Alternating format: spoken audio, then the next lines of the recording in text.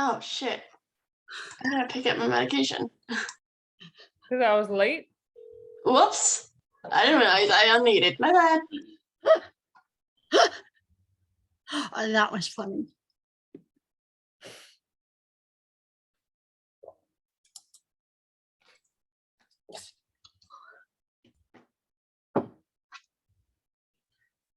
Hello, happy March. Happy March. Signals that we got.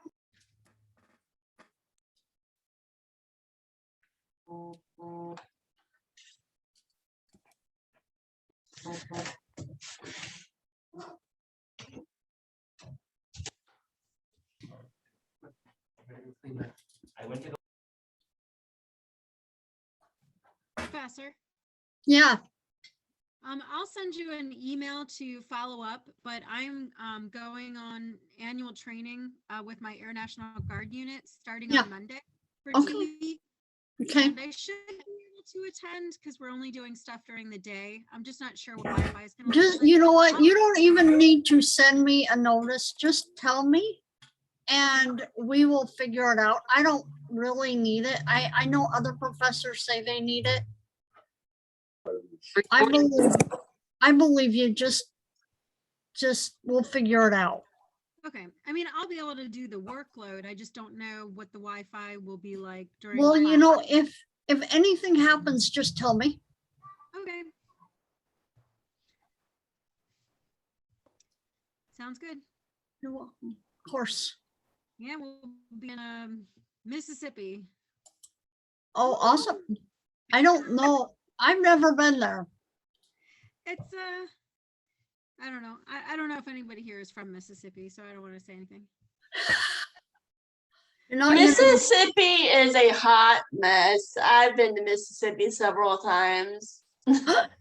I lived in Mississippi, so I used to live in Gulfport. Oh my, are you serious? That's where we're going. Yeah, there's a bunch of army and naval bases down there. There's guards down there. It's like a big military area. Huh. So what's cool in Gulfport that I should check out? Besides, I want to just go to the beach, really. I mean, I know it's the Gulf, so it's different, but A lot of people don't swim at the beach there in Gulfport, though. It's not. Is it nasty? Yes. At least in my opinion, it is. well, I mean, I went to Whistler, so I'm familiar. Like, and that's in Biloxi, but I wasn't coughing.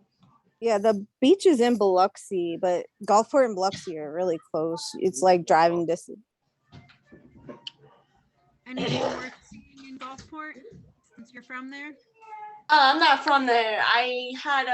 My ex-husband lives in Gulfport, and I had to visit him, and it was a hot mess. I don't really like it because I lived in Central Florida at the time, so I had to drive back like every other weekend. And no. Wow. Sam, you said you're from there. I'm originally from Florida. I'm originally from Ocala. So Sam said. Oh, Edgewater Mall is pretty cool there. I mean, otherwise it's like, I mean, there's a lot of casinos. You're in trouble. Huh? I said, when the highlight is the mall, you know you're in trouble, right? It's literally like, it's almost, you know where the Carlisle Pike is? Yeah. It's like one big long Carlisle Pike with lots of casinos, and there's like Navy bases in the airport, and I mean there's not a whole lot to do. I mean, they have the splash pad by the beach in Biloxi. I mean, that's kind of fun, but I don't know. I would go to the beach. If the beach I would go to the beach. The beach is nice. It's just the water isn't very clean. Like they actually have the prisoners there clean up the beach, but it's still the water's not very good, but the sand and stuff fine to walk by. The historical museums are top notch though. Like I've been to some crazy museums in Mississippi that's like focus on like the state history and stuff. So like if you're into history, definitely check out the plantations and stuff.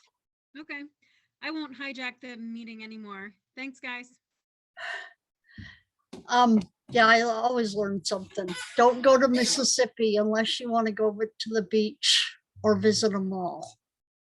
Well, I mean, Gulfport's only like 30 minutes from New Orleans, like downtown New Orleans. So a lot of people go there for anything to do, see the architecture, the Bourbon Street. They go on there. Like, there's lots of stuff to do in New Orleans, and it's only like 30 minutes away.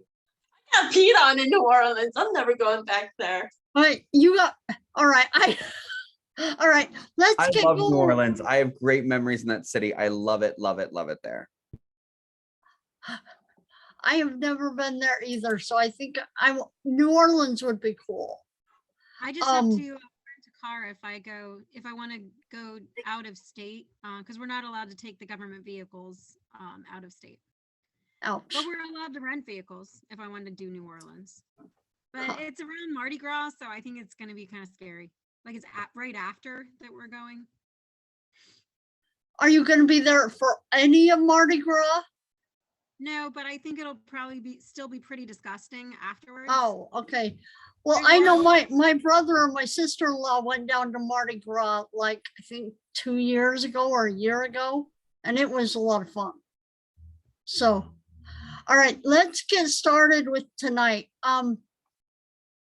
So I will send you out an email. I'm realizing that I could make my life a lot easier and probably make your life easier. And several students have suggested it to me. I've just never been able to,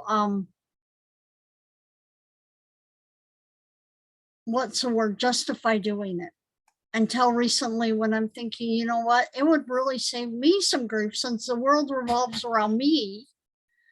It would save me some grief if I would do this. And so I will send you out an email telling you what's due next week. And I'll do this. And if you still miss deadlines, it's fine.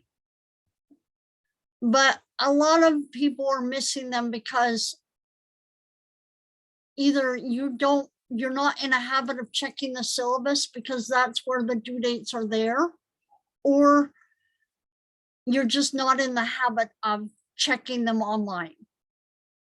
And I'm fine with that. And I know they're changing too. I know that some of the lecture, it's because they change. It doesn't matter to me. I'm still going to send you an email. And I'll tell you when. I don't know when exactly I'm going to send it. I think I'll send it tonight because I'm going to do it for my biology 122 course too, for the same reason. But let's get started. So tonight, I want to finish the skeleton, the bony land markings of the skeleton, and then work some more on chapter 7 and make it through a little bit more of chapter 7. Just bear with me just for a second here.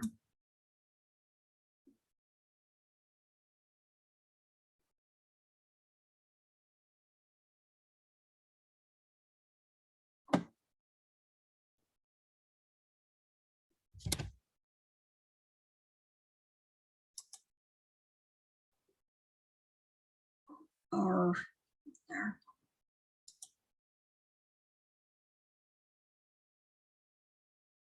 So this week, lab exercise 8 and 9 were due last night. I will send out, so tonight I will send out an email saying that lab exercise 10 will be due next week. The questions for lab exercise 10.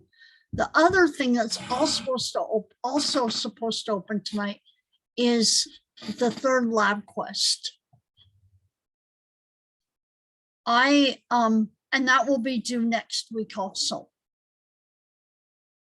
And one more thing, bear with me. I will open the third case study, the first case study. And I'm changing it, I'm adjusting it. If you know any of the students who had me last semester, they had the same case study. And I'm realizing,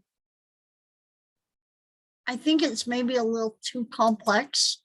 Some students still did really well on it, but majority of the students didn't. Let me actually, can I show it? You know what, I can probably show it to you. I'm gonna try, let's see what happens. Yeah, the charger wasn't working. Yeah, Zena can tell you that she's already seen the first case study that she's had in biology 122, and it's actually easier than what I assigned for 121 last semester in just content. But let me show it Yeah. to you.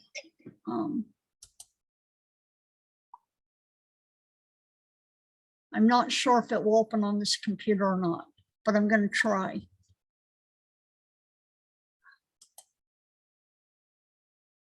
Oh, Mary, you're doing that again.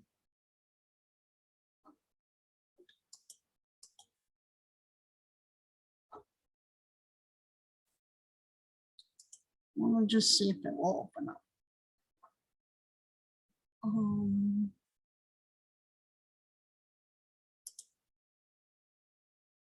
So I'm going to edit it, but I will show you what it looks like really quickly here.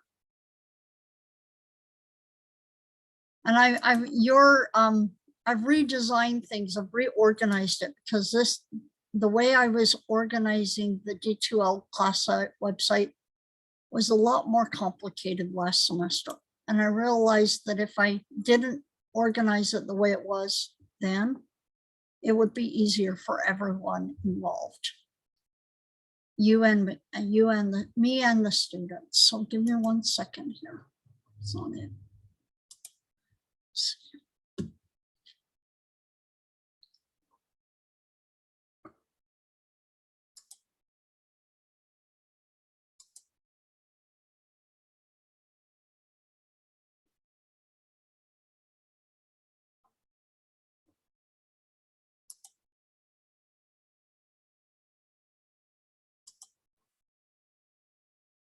Oh, you know what? It's not going to be here. Bear with me. I'm remembering now.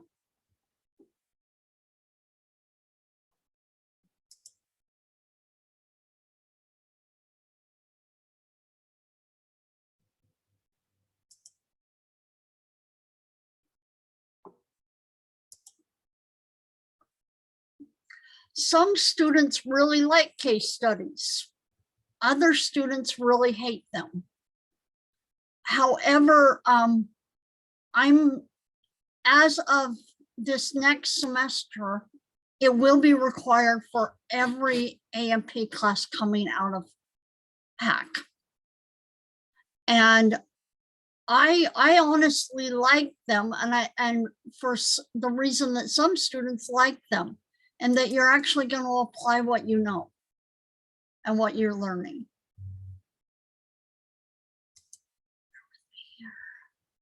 Where is it?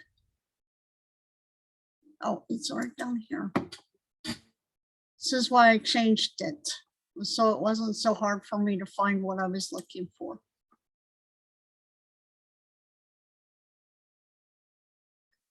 So what this case study is about is it talks about a lady who is dealing with, she realizes that she's got too much calcium. And one thing, if you remember, one of the things that that bone functions in is calcium homeostasis. And when you look at the PowerPoint, you will see a definition for what calcium homeostasis is.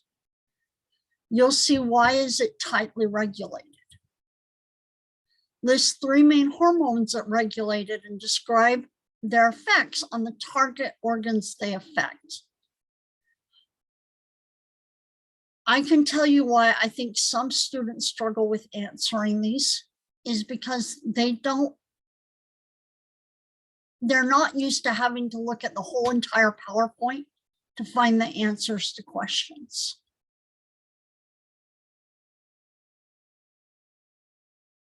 And if you can get in that habit, it's a good idea because at some point in your life, as you move on in school and as you move into whatever field you're looking at going into, you're going to be asked to apply everything you've ever learned to a problem. That's why these case studies are great. They're not asking you to apply everything you learned from the time you were in kindergarten, but they're asking you to apply what you've learned from this class to what's going on with this problem. I'm going to take out some of these questions because I feel like it's too much. And if I give you less, students may put more effort into it. But I can tell you that some students really like them. So you can make the decision whether or not you like it or you don't like it. But come next semester, it will be required for every A&P class that you have some case study in your studies. I think they're great. But you'll have to decide what you think. So I will open this up within the next couple days. It'll probably be around Friday because I need some time to clean it up and decide what I'm gonna take out. But if you wanted to look at it,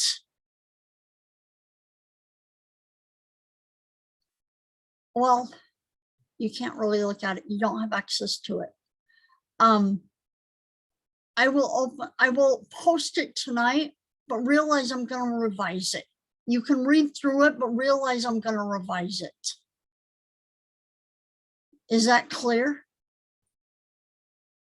And when I say revise it, meaning yes. I'm going to take out some of the questions. Is that clear? Okay.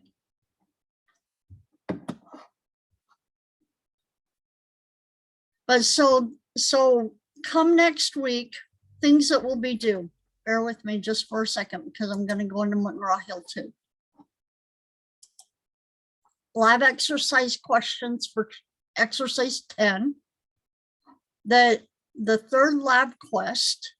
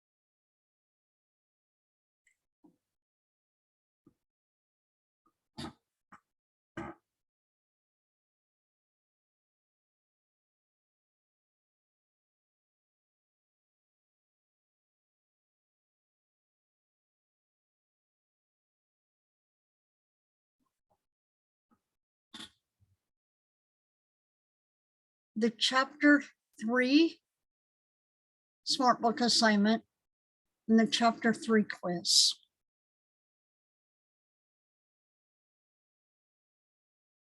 All of these things, these will be due on Sunday night.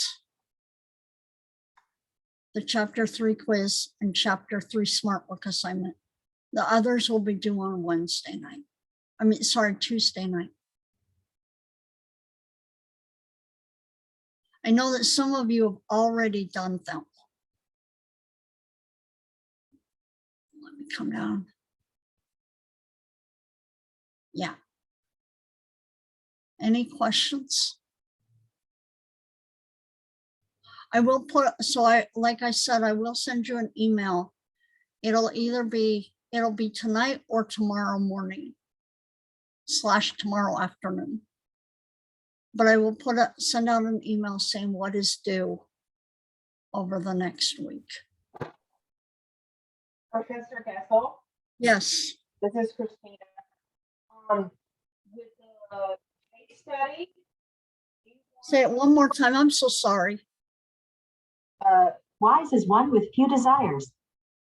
I do not know what that was. Sorry. That was an Apple. With the case study, we typing like a completely separate document. If you want to enter it, it's in a Word program. If you want to enter it, just put in your information there. Like under the question. Yes. But you're going to submit it. You're going to submit it in a Dropbox that I will get set up. Bear with me here just for a second. I'm coming back into our classes site.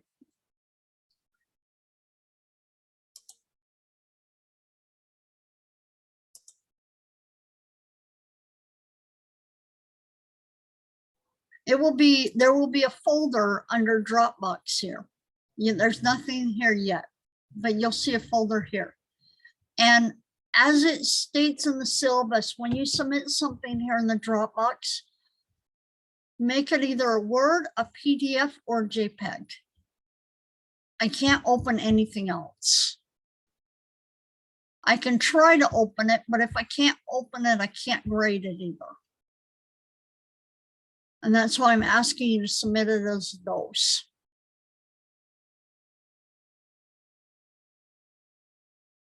Christina, does that answer your question? Yes, I wasn't sure if we could just use the document you already had and fill in the answers, or if we needed to type it separately. It doesn't matter to me how you do it. You can put it into a separate thing if you want to and submit it. It doesn't matter. Thank you. If you get something from a particular source, cite your source. Do me a favor, paraphrase don't take a long quote from someone else. I'll tell you, I can figure out if you got it right from the book. Because all I have to do is look up the material in the book. And I've seen that. I've seen it word for word come from the book. If you know of a site where you can get the answers for case studies, if you have it word for word from that site, I can find that site too. And I won't give you credit for that kind of stuff. As you know, that's essentially plagiarism.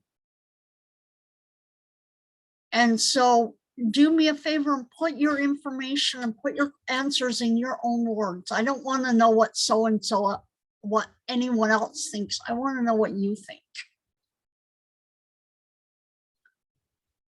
But if you find a source, like some odd source where it tells you what an answer is, like one of the questions on there, which I will include in there, is what is osteoporosis? If it's some answer that's very different from what your book says, do us both a favor and cite where you got it. Even if it means just adding a website address underneath it. I don't want APA format. I don't want MLA. I don't care. I just want you to have a citation.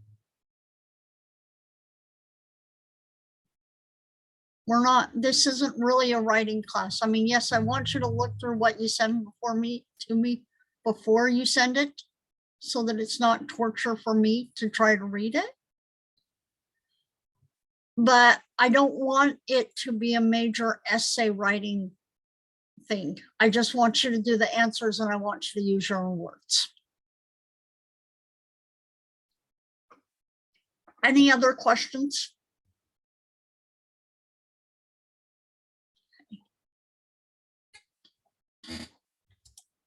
I'm wondering if it would be acceptable to like take a picture of it and send it as a PDF or not after like if we can. Yes, it is all right to do that.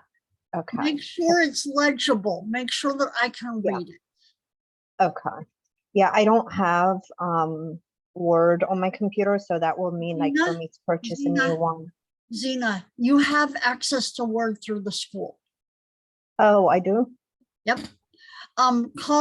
Call Hack IT Tech. Tell them that you're a student because you have access to Office 365 through the school. Oh, that's good to know. Thank you for that information. Okay, I'll call them then because I was going to my work to just do that the last time because I didn't have Word. Don't do that.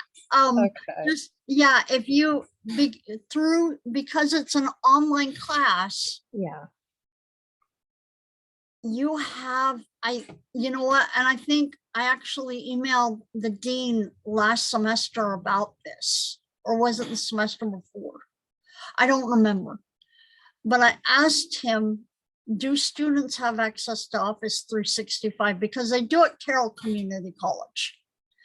And he told me yes. And then I said, well, how do they access it? And he sent me the instructions. Okay, good to know. I'll But- call Hack then. Yeah, try calling them first. And if they can't help you, but I bet you they can, they're actually pretty good. And I think they're there Yeah, they 24 are. hours a day. I'm Okay, pretty sure in the beginning of the year, an email went out with a link to set up your Office 365. oh. So yeah, if you call them, they should be able to walk you through that, and they'll walk you through like downloading it on your computer and everything. Okay, They're honestly pretty great. great. They're pretty amazing. yeah, I agree. I think Wiley sometimes can send you in runarounds, but Hack IT Tech is pretty great. And yeah, give them a shot. Okay, thank you. Thank you, Marisa. Other questions? Okay.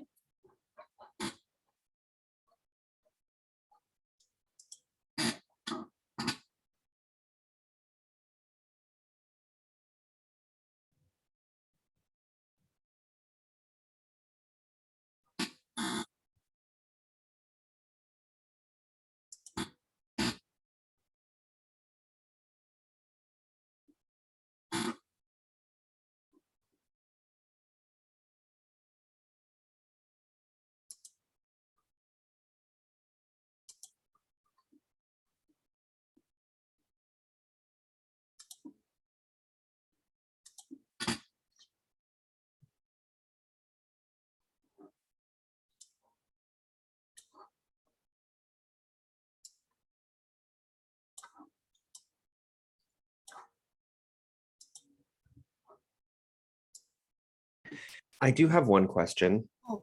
I did not think I would be asking this when I first heard of it, when I first heard you do it, but then when it came up in the lab exercises, I would like to learn the cowboy with the foramen. Okay. I I was trying to remember it as I was looking at the screen, trying to label the Will foramen, you and I give me couldn't remember. give me 2 seconds. Let me get out the skull that I have. Okay. Let me see if I can explain it, but I've got to go get it because I've actually boxed it up.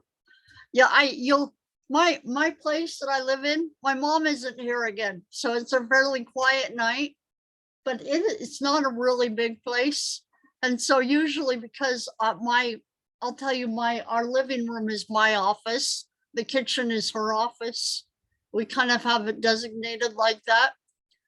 But I don't have it. So give me 1 second to go into the back room and grab it. And yes, I'll show it to you because it really works for learning every hole there. Or Well, most there's a lot in that one space, and I thought, Right. well, if I could just remember the cowboy thing, that would be really helpful right Yeah, now. give me 1 second.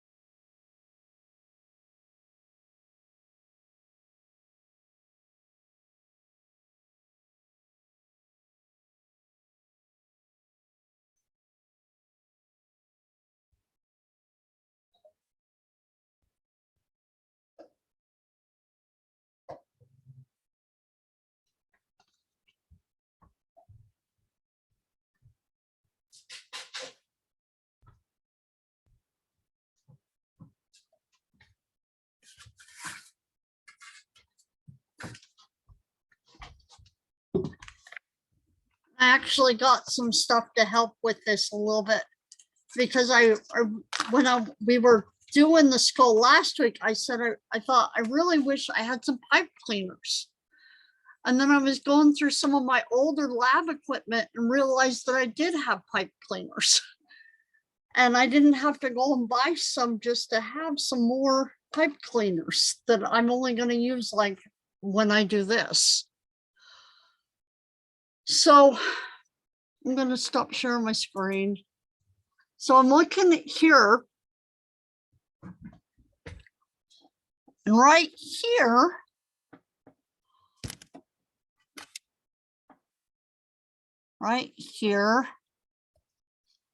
how do you see it? Do you see the little saddle?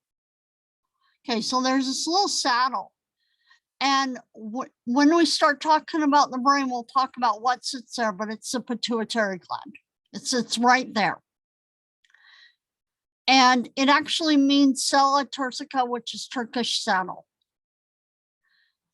And there's a little cowboy and he sits there and he's straddling both sides, just like you would any other saddle. And he's sitting there and he looks out through the optic foramen.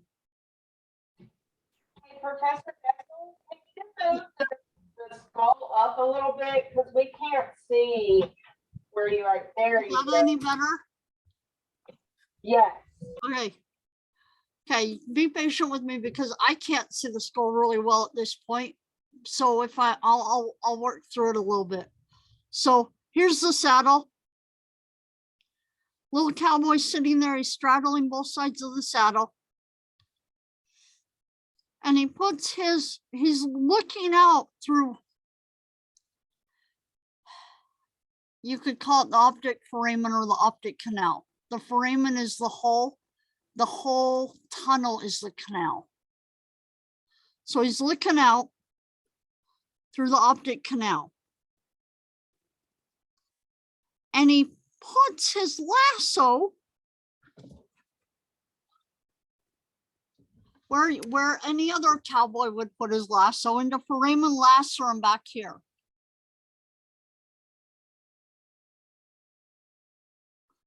Both sides, puts his lasso into foramen lacerum. His boots are going to go into a foramen rotundum, which is going to be right up here. Right under, just down inferior and slightly posterior from the optic canals. And he spits over foramen ovale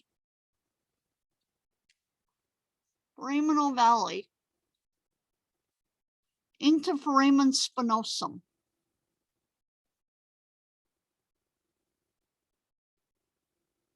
Do you want me to do it again?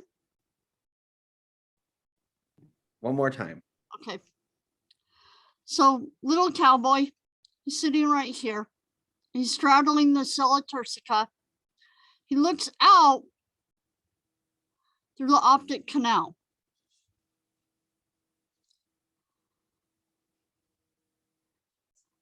And he puts his lasso into foramen lacerum, right here, right here. And he puts his boots into foramen rotundum on both sides. And he spits over foramen ovale into foramen spinosum.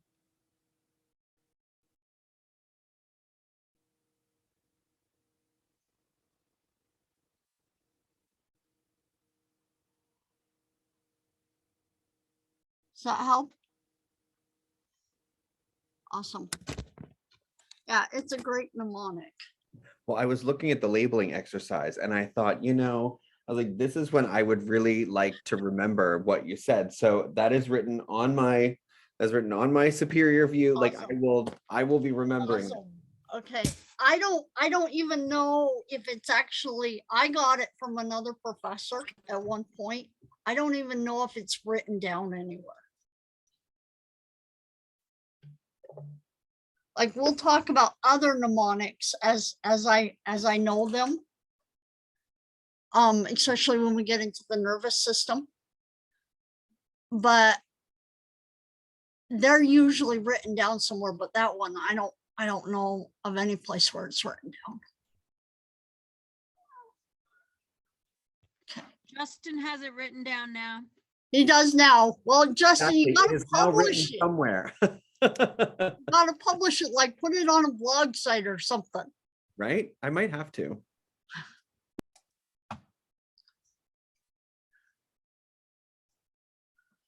So Thank you, Elizabeth. I'm sorry for sharing that website with me. So now talking specifically about the appendicular skeleton, I'm gonna scroll back up here just to remind us what the appendicular skeleton includes.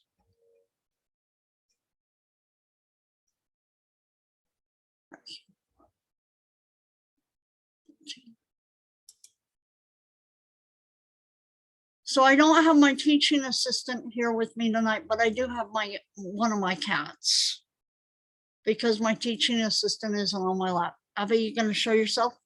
This is Abby. Say hi. She's not as feisty as my little Maine Coon mix, but she's pretty demanding when she wants attention. So if you hear her squawk, you know what's going on.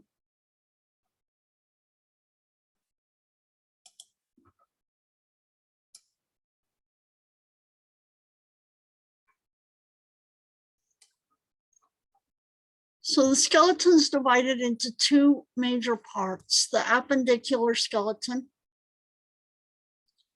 is going to include the shoulder and the hip bones. So, and we call these the pelvic and the pectoral girdles, and the bones of the upper and lower extremities.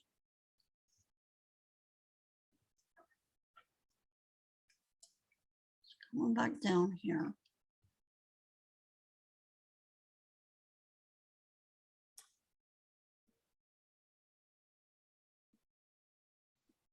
So the pectoral girdle. Come on, pause the show. Includes the clavicle, the humerus, and the scapula.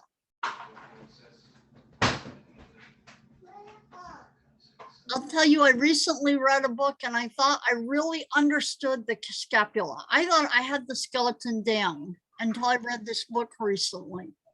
And it's called Written in Bone. If you like anatomical forensics, it's an awesome book. And I realized from the way she was describing the developing skeleton, how little I knew about the skeleton. And one thing that she talks about in there is that you can often determine the age of someone based on the size of their clavicle, because it will continue to grow for a very long period of time. And another thing that she mentions is that this is what we call the acromion. And of course, joints are named according to what bones are interacting. So the acromion process of the scapula is going to articulate with the clavicle and the scapula. And she talks about the fact that the scapula initially, when in fetal development, starts as 7 different parts. And sometimes the acromial process will never actually fuse to the scapula. It starts as being a separate bone in the fetus, and it may or may never fuse to the rest of the scapula. If someone likes to do archery, you can see that you put it, if you were going to do archery, you'd put it right there, right? You'd put the bow right there. Having not being someone who ever does archery, but you put it right there, right?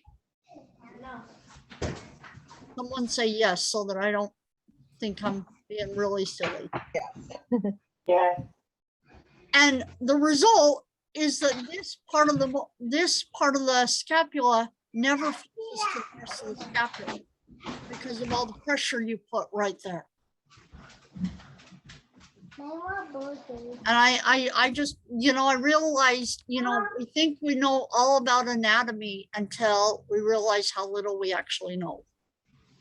Because I think I'm a pretty good anatomist up until that moment when I realized how little I knew.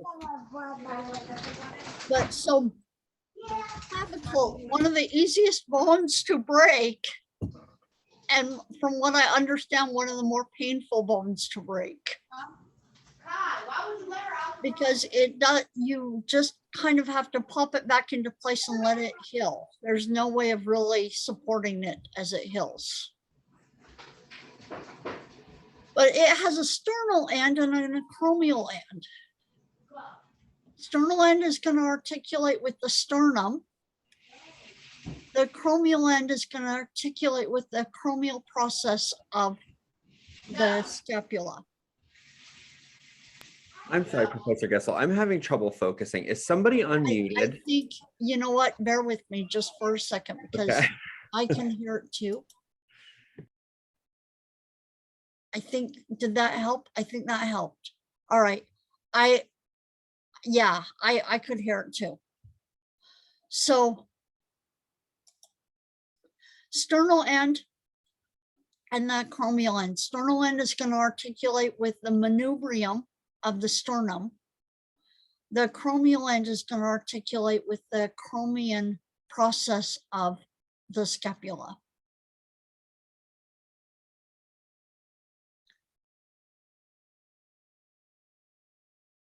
Looking at the scapula, this is the one that this is the bone that I told you. She explains that it starts as 7 different bones. And I was like, wow, I didn't see that one coming. But she says that it starts as 7 different parts. This is looking at it from a side view.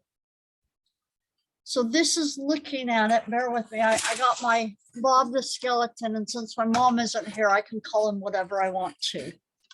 So he's Bob.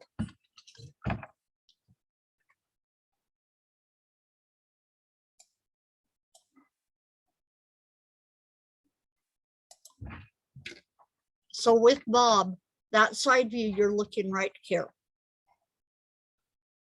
Here's the lateral border. Here's the lateral border. Here's the medial border. Here's the spine of the scapula. This is what you can feel when you're feeling someone's shoulder blade. Here's the acromial process. Acromial meaning the top of a peak. Meaning it's really the highest part of your arm. You can feel it on yourself a lot of times. And it's going to articulate. It's going to articulate with the acromial, the acromial end of the clavicle.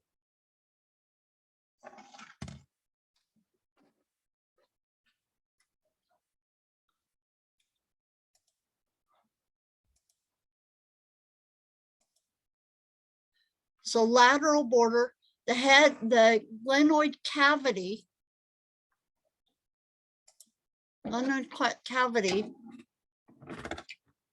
articulates with the head of the humerus.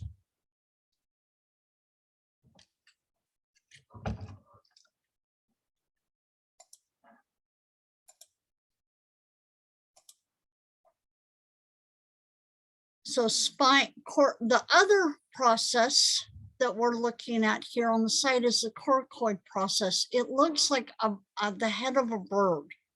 Here's what it looks like from an anterior view.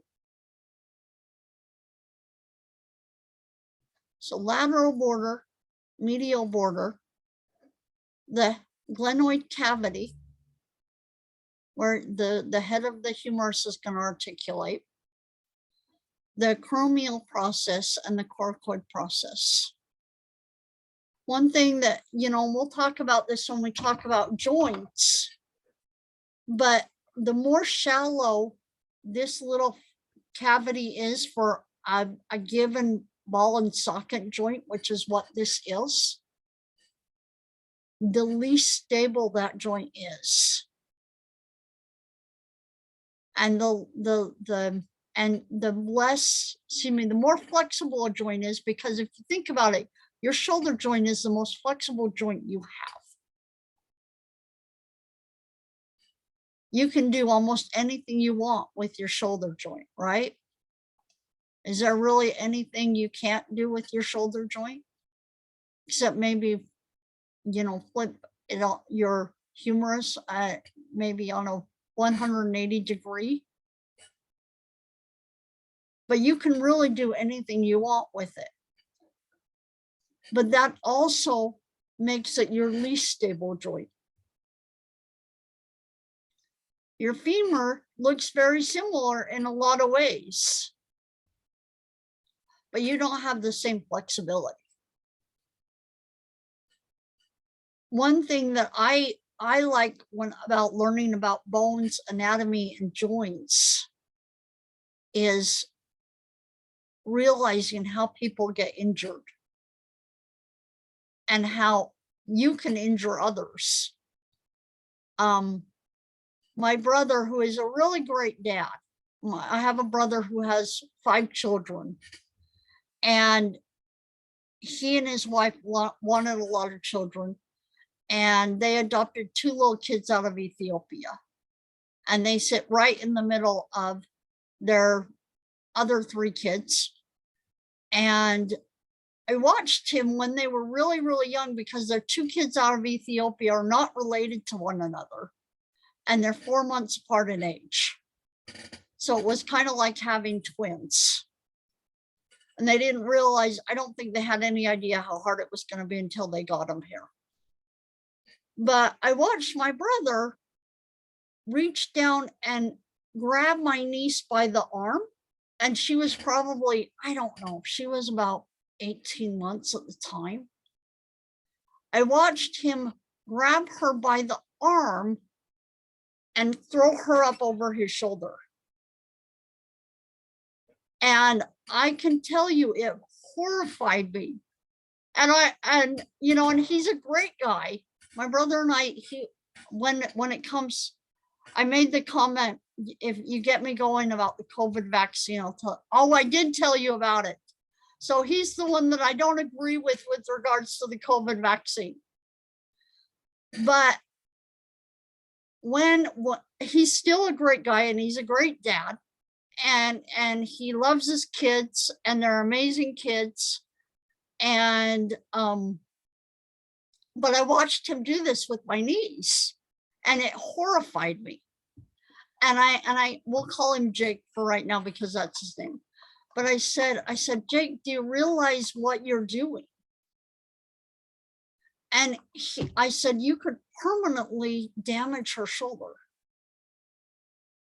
And he's like, and he kind of turned around to me, and he's like, well, Mary, you don't know what it's like to have all these little kids and all this stuff that I have to do. And I'm like, no, I don't. But you still could permanently damage her shoulder to the point of where she will never be able to use that shoulder correctly again. And the next time I talked to him, which I think was just a couple months later, he said, Mary, I don't do that with them anymore. He's like, I don't do that. Because I said, you could pull it right out of the socket. And so one thing that you learn out of anatomy is how people get injured. You've seen baseball players. You know that shoulder injuries are very common because this is such an unstable joint. So something to think about. So looking at the scapula, we're looking at the posterior view. This is where the spine of the scapula is. This is what you can feel. If you go to your very back, you can feel it coming up. And it comes up to the peak of the chromium process. Superior border right here. Lateral border, medial border. There's two different fossas here. Remember, fossa means a valley. So this is a supraspinous fossa, meaning it's above the spine. The infraspinous fossa below the spine.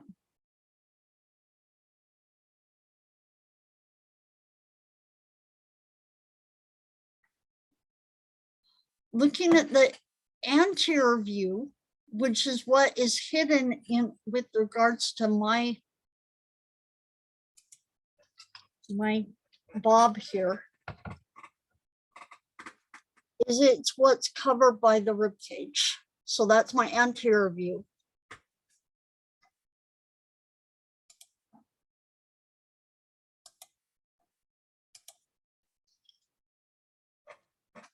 Anterior view, this area, and it's actually not labeled there. Didn't realize it wasn't labeled there. This area right here is the subscapular fossa. Yeah, I don't see that on there at all. Bear with me, I'm going to write it down. I'm going to type it in here. So on the anterior side of the scapula is a subscapular fossa.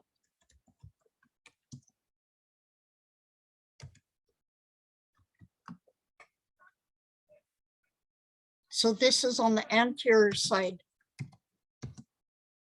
of the scapula. Or let's say this, anterior surface of the scapula.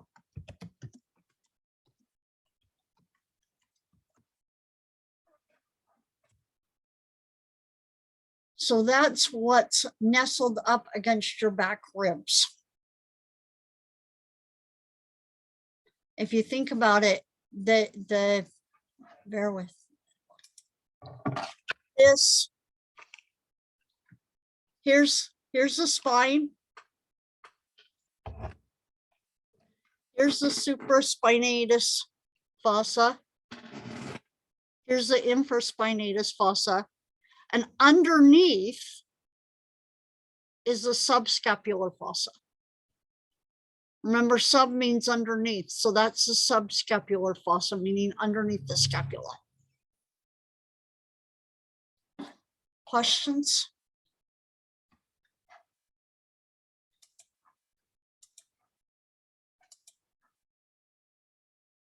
Right on the edge of the superior border, coming down on the superior border and into the coracoid process, is the scapular notch.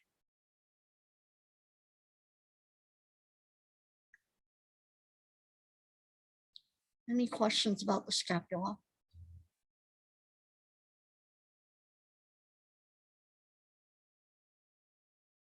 This is a really, really, really thin bone. Stevenson, we have some real bones in the back room, not these fake things that we get. We have some real bones, and oftentimes this area of the bone is so thin that it's broken out. However, you rarely ever break your scapula. Why?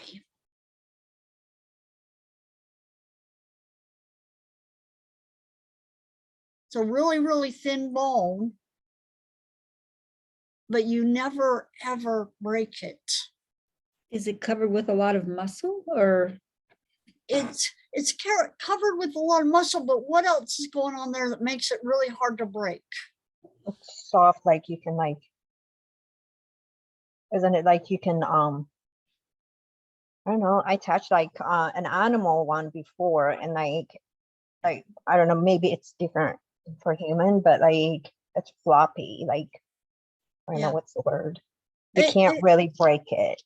it's one thing that, let me ask it a different way. How come you so easily break the clavicle, which is a much thicker bone, but you don't break the scapula? Is it because Increased surface area? Say it one more time. Increased surface area? Not really, because the surface area would make it more vulnerable. is it because it's not fixed to one plane? Like that it's movable? It's not very movable at all. Is it because of the density? Let me give you another idea. How exposed is it to getting broken in comparison to your clavicle? Yeah. So a lot of it has to do with the fact that how often, if you're going to fall and break your clavicle, I'm trying to think how people break their clavicle. They usually break it going down like this, right? Maybe. When I was 4, by running into my 8-year-old cousin, we were playing baseball and I got confused and we ran straight into each other and I broke it. Oh, all right. Ouch. In comparison, your scapula is just not very exposed. It's supported by a lot of muscle, like what Sherry said. But it's got a lot of bone and muscle support and is just not as exposed, even though it's a much thinner bone. Chances are Christina wouldn't have ran into her cousin the same way and broken her scapula. Does that make sense? From what I've heard about clavicle stuff too, is that if you fall and like you land on your palms or your arms outstretched, that the force just kind of travels all the way up, and that's the weak spot. Oh, is yeah. your clavicle. And you wouldn't get that with your scapula, right, Max? No, not unless it was weird. I remember in like high school, a kid was in football that I was in class with, and he got tackled like from the side, and he like landed really hard on his shoulder, and it kind of like the pressure and the force kind of snapped his clavicle. Kind of like what Max was saying there. Same. Okay. Wow. Yeah. One of those things I'm unfortunately or fortunately never had done yet. So your humerus. I'm going to zoom in just a little bit more. The proximal epiphysis. Remember what the epiphysis is? At the ends of the bones, ends of long bones. So the head is going to articulate with the glenoid cavity. The anatomical neck, like all necks, is right underneath the head. But you rarely break the anatomical neck. You tend to break the surgical neck.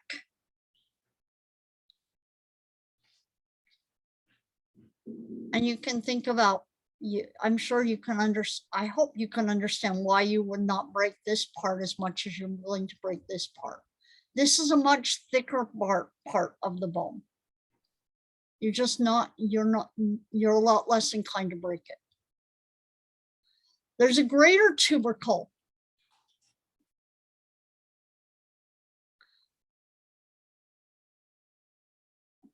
On the back side. There's a lesser tubercle on the anterior side. So greater tubercle, lesser tubercle. So greater tubercle approximately right there. Lesser tubercle right down here.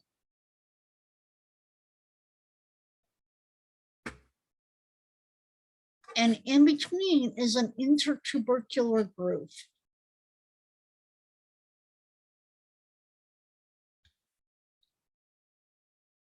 The deltoid tuberosity is where the deltoid is going to insert, the deltoid muscle is going to insert on the shoulder. A lot of times in people who are really well built, you can see where it's inserting onto the bone. I'm slowly building up my arm muscles, and I'm not to the point of where I'll brag about it, so I'm not going to flex for you. But my life during the semester is really kind of crazy. And I don't do anything except for classes and sleep. And, but one thing that I've realized that I do a lot better if I'll do it. And so I've made it kind of my goal this last year that I'm going to work out once a week. And I'm going to do it to my heart's content. And so on Saturday nights, I spend like an hour and a half working out, and I watch NCIS and enjoy myself thoroughly. But I'm realizing it's starting to stick out a little bit, because the more you work out a bone, bones are flexible in a lot of ways. And the more you work out a bone and the more you pull on where the deltoid is inserting, the more prominent this little bump becomes. We have muscles that attach onto the back of our skull. And there's bumps on the back of your skull that will not enlarge and pull out of the skull until you start holding your head up.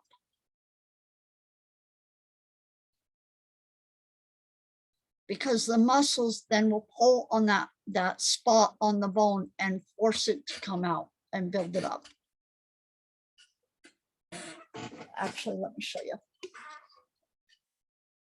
I have to remember what it's called. Okay, I think I remember. Right here, this little spot right here. External occipital protuberance. And until the baby actually starts holding their head up, the muscles that are attached here don't pull on this part. Once they're strong enough, the baby actually can hold their head up, this will start to enlarge and come out and become more prominent. We'll see this again in lecture too. But it explains why bones are so easily malleable. One more tangent and then I'll stop. I have a really good friend, and we just recently got into a Facebook argument about what's going on in the Ukraine. And you guys just don't argue on Facebook. It's always stupid. And first off, half of the time you're arguing with someone you've never met before. And it's like having a texting argument because you're never going to agree, and it's just stupid.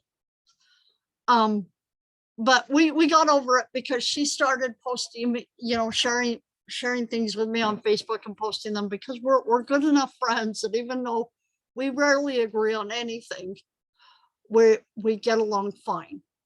But the reason I bring her up is she was born with what they called, a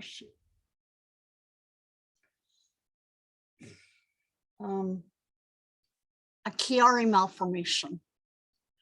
And what that means is that her foramen magnum is very big.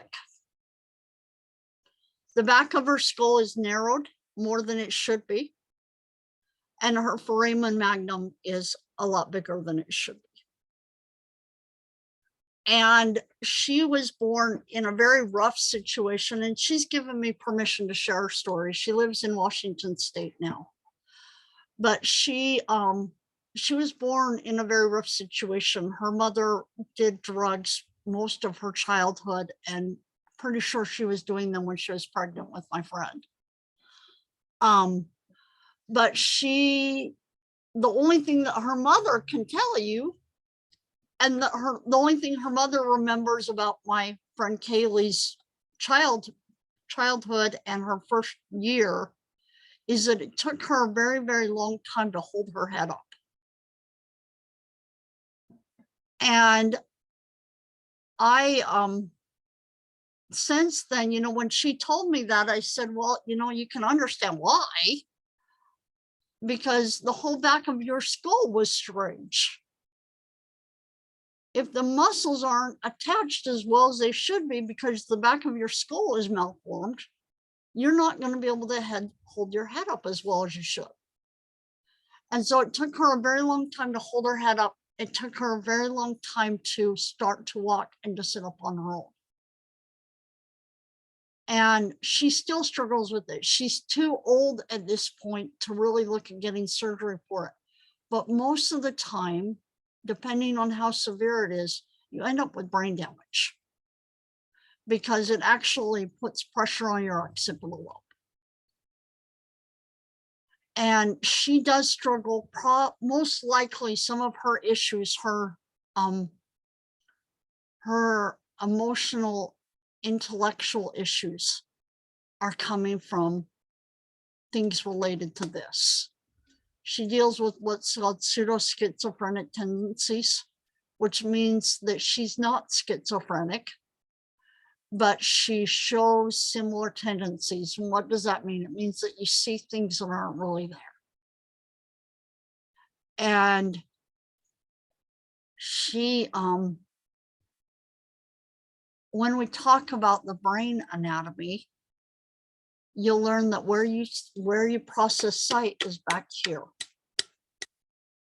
And so if the back of her skull is damaged or malformed, the back of her brain is possibly damaged. And that's my best explanation for what's probably going on with her. She also deals with seizures and struggles with, she can work out, if she works out too long for too excessively or with too much strain, what's normal strain for some people is not normal for her, because she will go into seizures over it. And what I think it's affecting is it's affecting circulation because your spinal cord's coming through here. And we'll talk about this later, but your cerebrospinal fluid is circulating through here and coming down like this. And so I think a lot of what she deals with is coming from this malformation that she's got back here. Does that make sense? Maybe a little bit. We will, once we finish bone and we go through the nervous system, we'll talk about the brain and then we'll talk about the spinal cord. And I'll maybe bring that up with you again and ask you what you think. But yeah, she's a pretty amazing person. She's been through a lot, but she's a neat person. And no, we don't agree with what's going on in the Ukraine, but she's still my friend.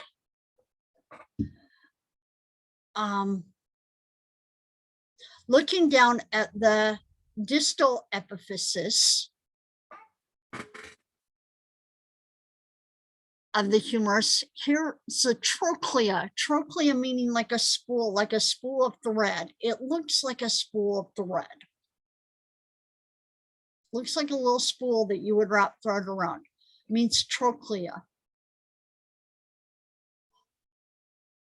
To the side of it, or to the lateral side of it, is a capitulum. It looks like a capital dome. It's a circular knob. You have a lateral epicondyle. And on the opposite side, you have a medial epicondyle. This is the lateral side. This is the medial side. The radial fossa is named the radial fossa because this is a value, you can see it's an indentation where the head of the radius is going to articulate. The coronoid fossa is going to articulate with the coronoid process of the ulna.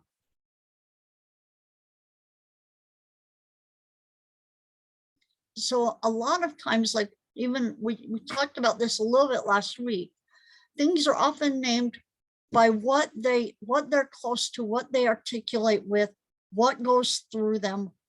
For example, your optic canal is where your optic nerve is going to enter your eye. So coronoid fossa articulates with the coronoid process of the ulna. The radial fossa is going to articulate with the head of the radius. The capitulum is also going to articulate with the head of the radius. The trochlea is going to articulate with the trochlear notch of the ulna. And we'll see it again. We'll see it in one moment. So be patient with me. Olecranian fossa, which is on the posterior side of the humerus, is going to articulate with the olecranian process of the ulna, which is essentially your elbow.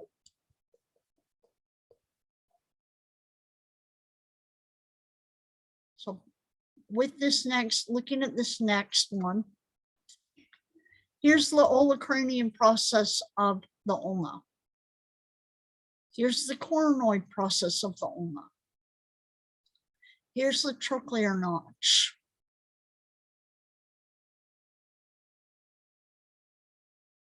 Here's the head of the radius. Remember, that's articulating with the capitulum. The neck of the radius, because if you have a head, you might as well have a neck right underneath it.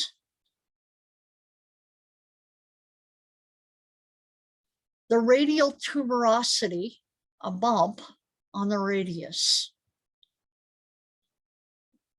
Bear with me just for a second. I'm sorry, I don't have a bigger skeleton. And this is the best I've got for right now. I think my next big purchase will be a real adult big skeleton, but this guy cost me enough. We'll stay with him for right now. Stop sharing. So looking here,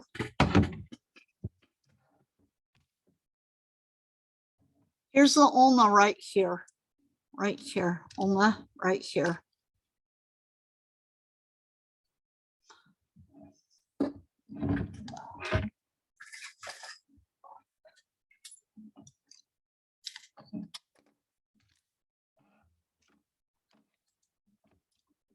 So here's the ulna right here. This one right here. The end of the ulna, or on the proximal epiphysis of the ulna, is the olecranian process. This is your elbow. So it's what's going to allow you to bend your elbow. Also doesn't allow you to hyperextend your elbow. Hyperextend it meaning flip it the other way, because this bone is going to block hyperextension. This little notch right in here, little tiny notch where the olecranian process is going to move in, is the olecranian fossa.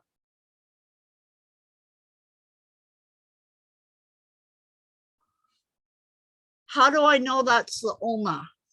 Well, there's a lot of ways you can see. If you looked at it by itself, if I could detach this, you'd see that the top of the ulna, the trochlear notch, that's the U-shaped part of the ulna, looks like a U. That makes it an ulna. the letter U. The other way is I always remember that the ulna is proximal to the pinky, which is right here. And the radius is proximal to the thumb. Also, the head of the radius, which you can kind of see on our slide, looks like a circle on the top of it, meaning a radius of a circle. Another way that I know that this is the radius is anatomical position is this. Come here, Bob. You got to be flexible with me here. Anatomical position is having your hands out like this, right? So the most outer edge of his body, right here to right here, is his radius. And if you think about what's the radius of a circle, it's from the center of the circle to the outer edge. That's why I also know that's the radius.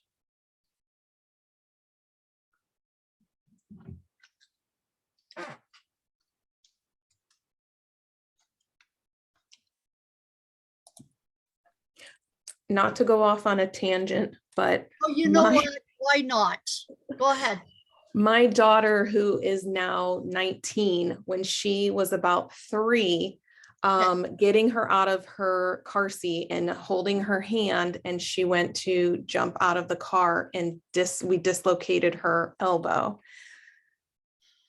You know what? It was horrible. And it used to happen to her. It happened to her 3 or 4 times from the time she was about 3 to 2.5 to like 3.5. It used to happen a lot. Pulled it out of the radial ligament. It would just like, and I forget, I mean, it was so many years ago, I forget why they said it would keep happening, but it did. It's a radial ligament. Yeah. It's called the annular ligament. Bear with me, I'll show you just a sec. Pull up a picture. We actually talk about joints towards the very end of the semester, but I think it's also a good idea to touch on here. Bear with me just for a second.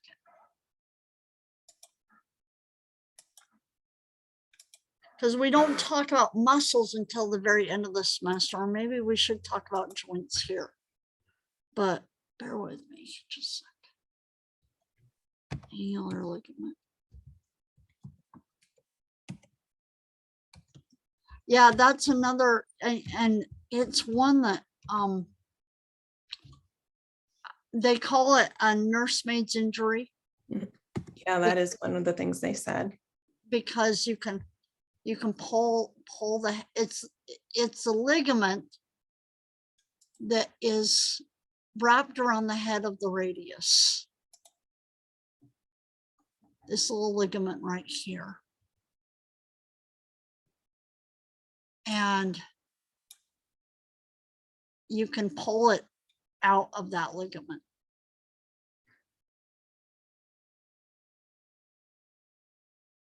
Like I said the other night, I've babysat a few kids and I've been tempted. I think I might have actually done it at one point, but not hard enough, luckily, where they scare you. You know, they jump in front of cars. Kids are just kind of dumb sometimes.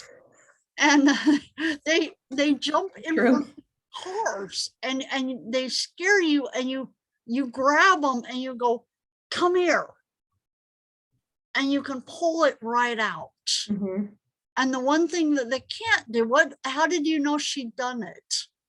Her arm just kind of like hung there. I can laugh about it now. It freaked me out when it happened. But that was the first time it happened. The second time it happened, she decided to jump from one arm of my grandmother's couch to the other arm of the couch, like clear across 3 cushions. And so she was just a wild child is what she really was. Okay. I guess. Did it hurt her? No, that's the thing, that we would never really know. I mean, even when the first time it happened, when I was holding her hand and she jumped out of the car, it's not like she jumped out and was hanging, you know, she jumped right to the ground, but it was the slightest pull. And it wasn't until a little while later, I noticed she just kept her arm close to her. Yeah. Oh, She wow. wasn't using it. Yeah. So off to the urgent care, and they did what they did, and it was horrible. The other reason it probably kept happening is ligaments, if you remember, they're made of dense, regular connective tissue, and it's avascular. There's not a lot of blood in there. So once the injury happens, it's a long time before it heals. Mm-hmm. One other thing that they won't be able to do when that happens, if it hurts, I've heard it hurts, but obviously it didn't hurt your daughter too badly. Yeah. She even popped it the third time it happened. We went to the urgent care again, and in waiting for them to come in the room, she had forgot she did it, and she went to push herself up. She was sliding down the bed, and she went to push herself up and popped it back in. So why did you ever even go? I know. She fixed it all on her own. She did. Yep. One thing is that when I'm going to stop sharing again just a sec.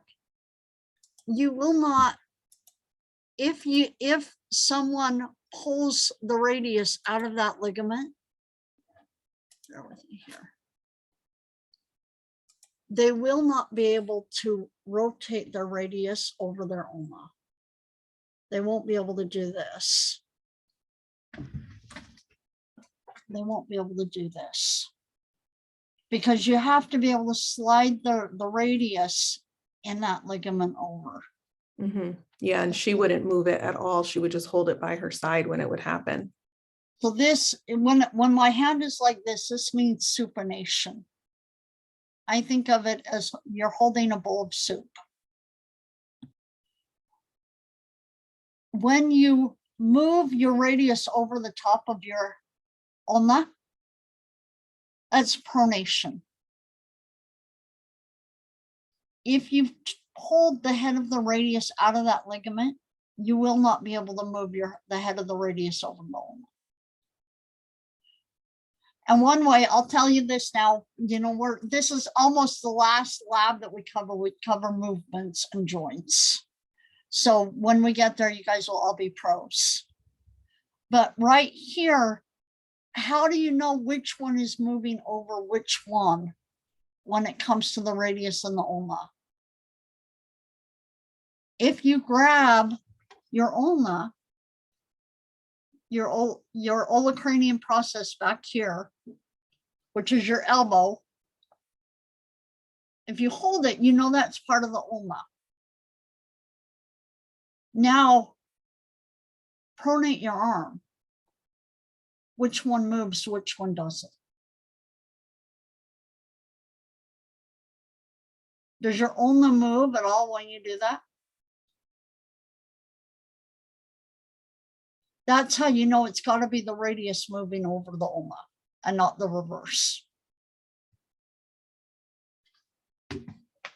I learned that from a professor who was teaching us about how to teach high school students. And when she said that to me, I was like, that's awesome. I got to use that in every class.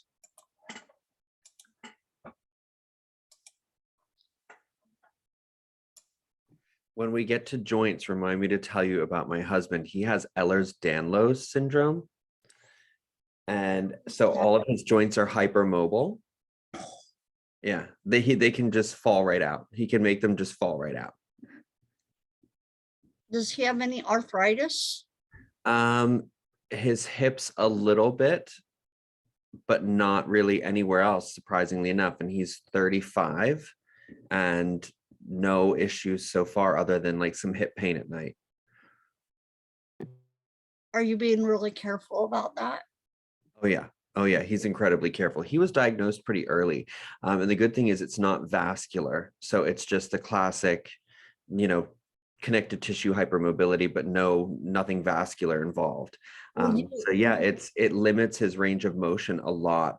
And even in working out, that sort of thing, because if he moves the wrong way, or if he moves off of a very direct plane, the joint just pops. Yeah. Will you send me in a text message or an email, send me the name of it, and I'll look it up before we talk. Absolutely. Yeah, I'll even ask my mom about it, if you don't mind. No, not at all. I'll ask my mom and my brother about it, who's a PA, Great. what they say. Because bring it up, because please.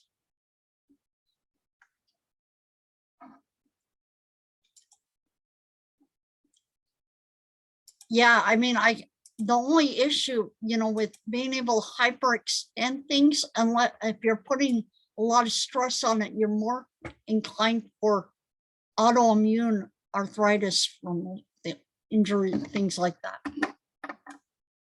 They say that popping your knuckles intentionally can lead to arthritis of your finger joints.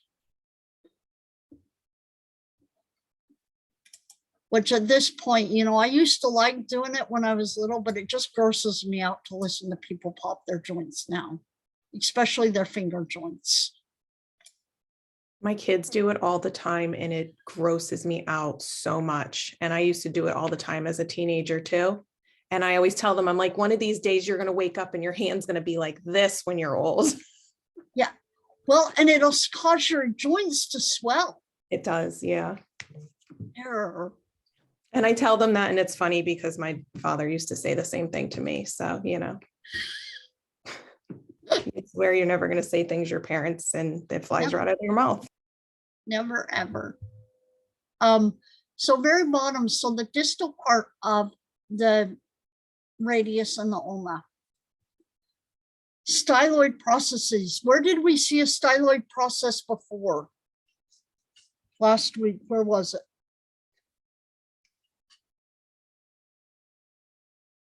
The skull. Yep, it was in the and Max, you weren't even there. All right. But yes, it was in the skull. I remember from lab. You weren't even there. Did you watch the recording? Because you weren't at that lab. I know you weren't. Well, I was there last Wednesday, but this past Monday I wasn't there. Oh, unless we talked about it then. That's all right. Don't listen to me. I get myself confused. That's right. okay. I apologize. You were there. Never mind. So the styloid process of the radius and the styloid process of the ulna. They're named this as being the styloid process for the same reason. They're little sharp points, just like the styloid process of the temporal bone that Max remembered when I didn't think he was even there. The styloid process of the radius and the styloid process of the ulna. Little sharp points that are on the lateral edges.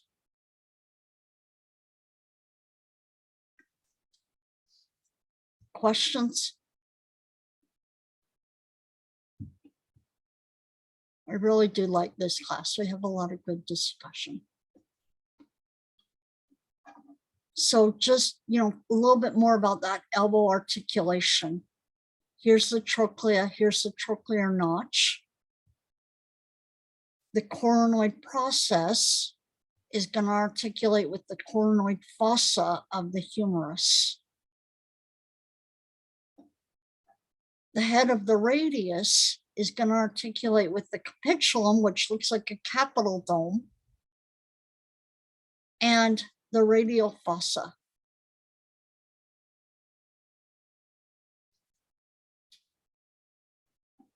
On the back, the olecranian process is going to articulate with the olecranian fossa.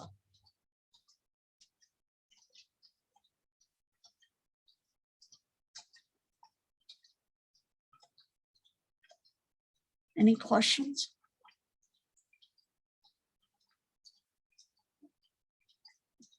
So this is my radius, and we know that's the most lateral edge in anatomical position. So this is the lateral epicondyle. When they're connected up, this is the lateral epicondyle. This is the medial epicondyle. Because we know that the ulna is the more medial bone out of the two bones. Therefore, this has to be the medial epicondyle.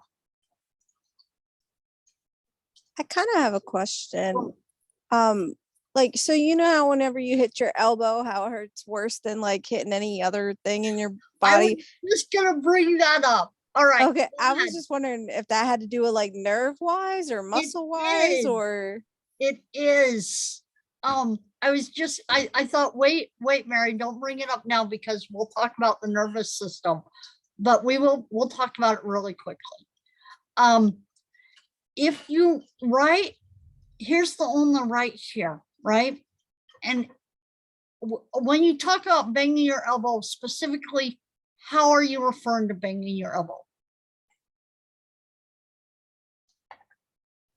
I don't know. Like I worked the other day, for instance, I somehow like elbowed or hit the corner of a counter or the nurse's station or something, and it hurt really bad for a while. And then here, still when I press on it, it still was a little tender and sore. So Was it the funny bone area or was yeah, it? Okay, it was like the funny bone. All right. You have right here. Here's your radius. Here's your ulna. Your ulnar nerve, shockingly named like the ulna, is coming down in between the medial epicondyle and the coronoid and olecranian processes of the ulna. It's coming right in this little notch. And so when you do this and you slam your elbow down, what you do is you actually crush that nerve up against those bones. And that's why it hurts so bad. It's really not very funny. But if you want to, don't do it on someone else unless they give you explicit permission. But right here, here's my pinky. Here's my ulna right here. Here's my olecranian process. Here's my medial epicondyle. Olecranian process, medial epicondyle. Right there's that notch. Right there's where the ulnar nerve would be. Now on yourself and not, and Sam, I know there's someone sitting next to you. You can't do it on him unless he tells you you can't. Pinch right there and put pressure right there. Sam, you got to do it. You asked about this. Okay, put pressure right there. And tell me where, and you got to put a significant amount of pressure. That's why you're not allowed to do it on someone else. What do you feel?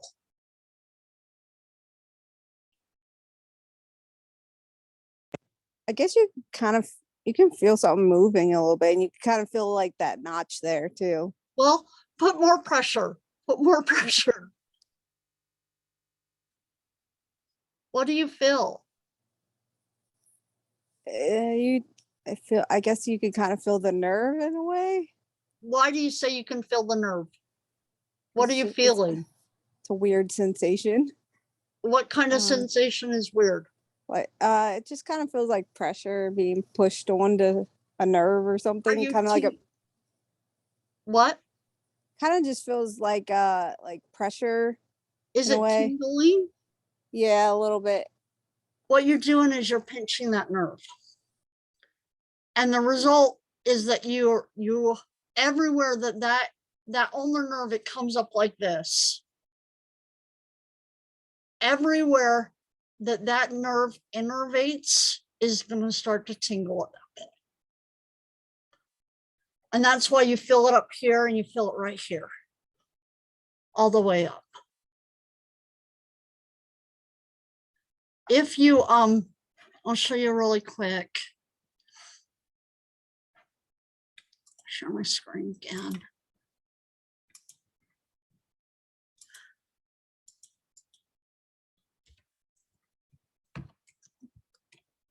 It's the most exposed big nerve that you, the biggest exposed nerve that you have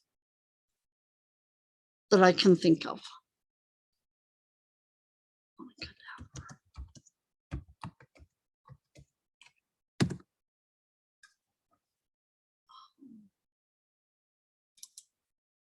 Let's see here. Let's do this elbow. Actually, let's do this medial epicondyle.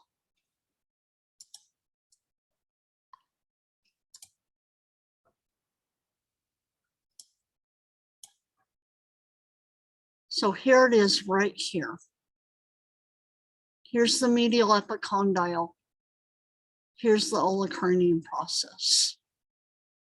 It's a huge nerve and it's highly exposed.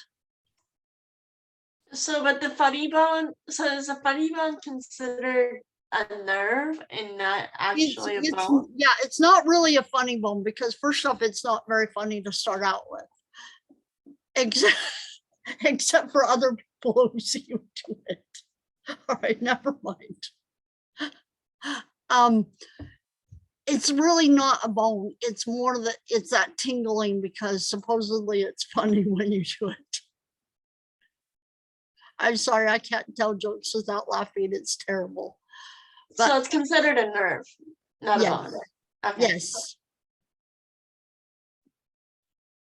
It's funny to everybody else but you. Exactly. Mhm. Yeah. And when we talk about the nerves, we don't really talk about muscles and nerves and how they articulate for the most part. But a nerve is going to innervate any muscle that it runs through. And so your ulnar nerve is going to innervate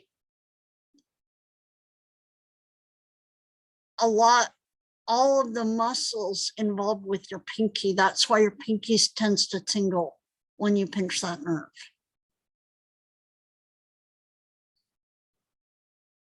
My little niece, well, you know, I'm going to wait on that one. My niece, I decided this last summer to put her finger through a plain glass window. And she, and come to find out, she severed the nerve in her finger.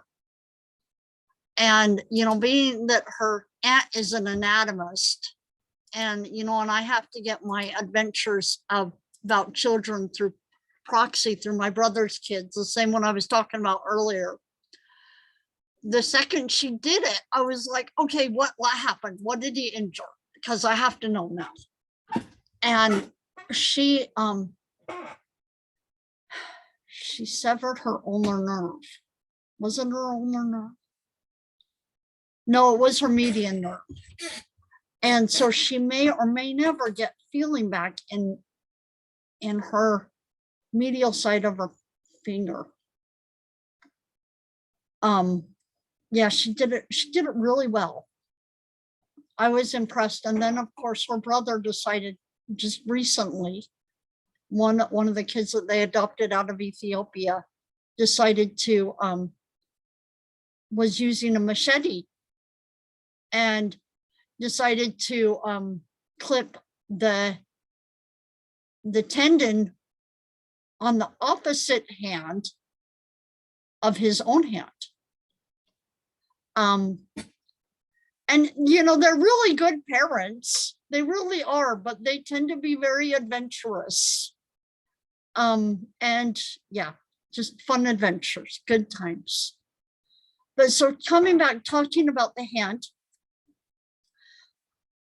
phalanges, your finger bones, your distal phalanges, your medial phalanges, your proximal phalanges, your carpals, your metacarpals. So carpals, metacarpals. proximal phalanges, middle phalanges, distal phalanges. Remember, proximal means closer to the midline. So in anatomical position, this would be the farthest away phalange.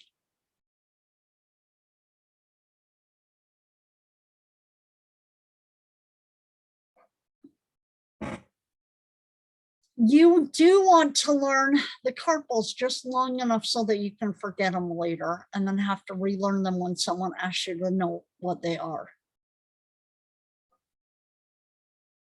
The mnemonic that I know, and it's a good thing my mother's not here, the mnemonic that I know for these is some lovers try positions.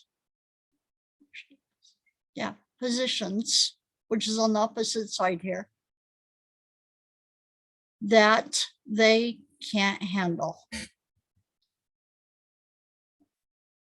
And so give me 1 minute and I'm gonna switch. I'm gonna go into the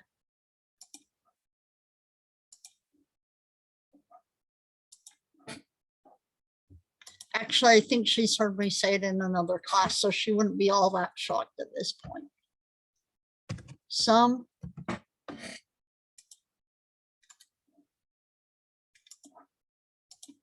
lovers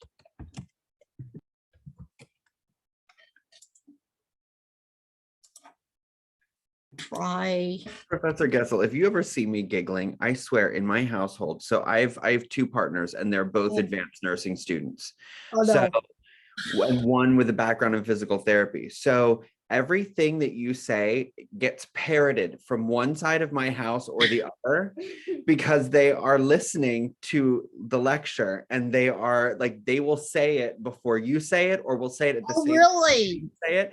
And as you were saying the mnemonic, I have one on this side of the house saying the exact same one, which this is what happens every class that someone's like within earshot of listening to the lecture, and it's killing me. It's Hey, killing me. if they because have don't good help me, if but they have good mnemonics, Justin, I want to hear them too. If they have look, other mnemonics. it's the same one that you had for this Oh, one. really? Oh, Yeah. that's funny. All right, that's funny. That yeah, good luck with your that's quite the adventure. Well, and they don't help me. They only look at me when I'm asking them questions and say, "Oh, isn't A&P hard?" That's all they do. So That's not very nice. it's really not. Well, you know what? And if they ever want to correct something, I say, please let them, because my and let them correct me in class, because my ego is not that big. And I have a brother who my brother-in-law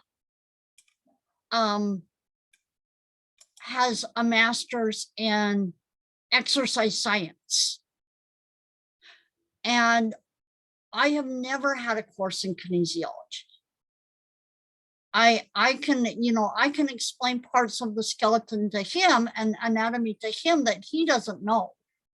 But I don't know how movement works with a lot of times with regards to anatomy. Well, it's kind of neat because Alan is physical therapy and finishing up his RN.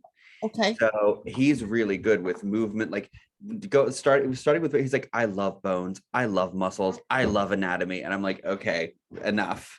And then I have Michael, who was a biochem major, and then is into he's at Messiah University's nursing program, which is super intense.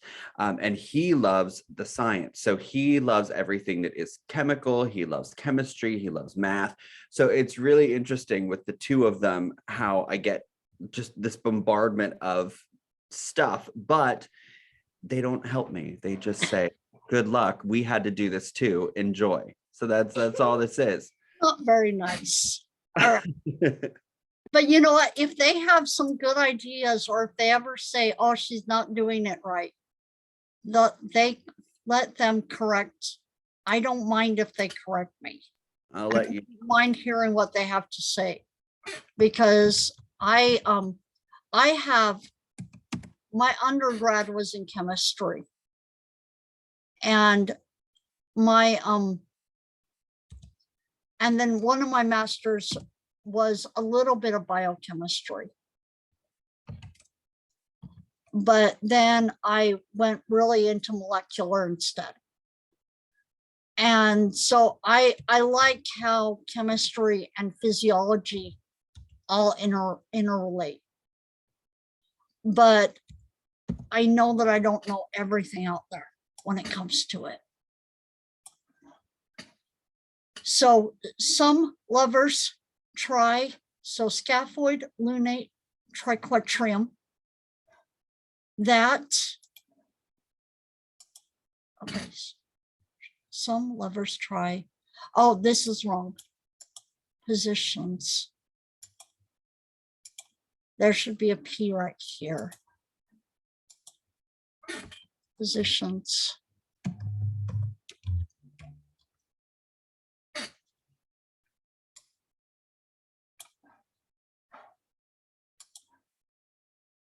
You should, and if I had time to do it this semester, Justin, you should ask your physical therapy guy, or even the other one, if they ever want to guest lecture in an AMP class. Honestly, I think Alan would love that. He's been working with PT for, is it a decade now, babe? 13 years now, and he loves PT. He loves rehab, and he now works in home health management, but he's been in long-term care, he's been in home health, a little bit of sports, but not that much. Wow. Yeah. Yeah, I've tried to get my mother to think about guest lecturing, and she doesn't feel like she's up for the task.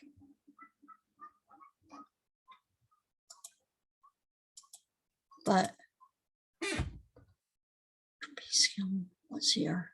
Triquetrium, pisiform. Pretty introverted. He's telling me, he's like, I don't know if I could do that. He's super introverted. He's so knowledgeable, but so shy. You'd get used to it. Right? He's never seen me in a social situation. Okay, that they trapezoid.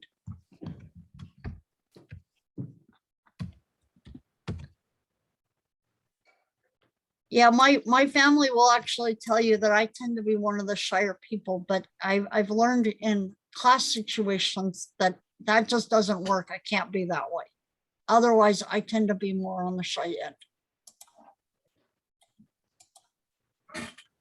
Capitate. Actually, is it capitate? Yeah, it's capitate.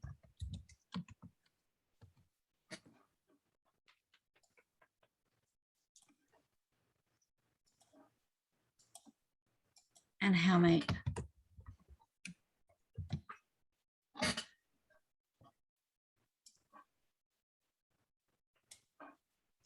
So some lovers try positions that they can't handle.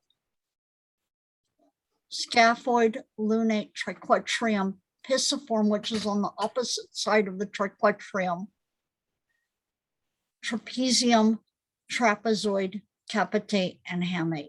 Hamate means handle. It looks like a little hook. Looks kind of like Captain Hook's little hook. So coming back to it.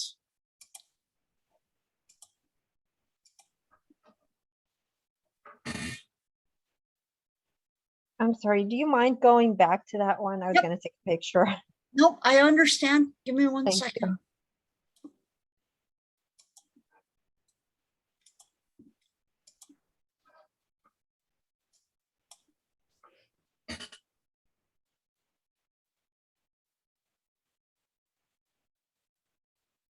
Thank you.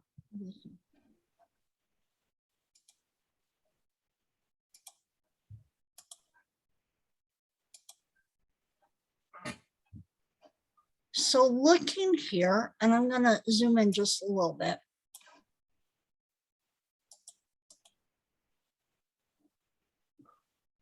So some scaphoid, lovers, lunate, triquetrium.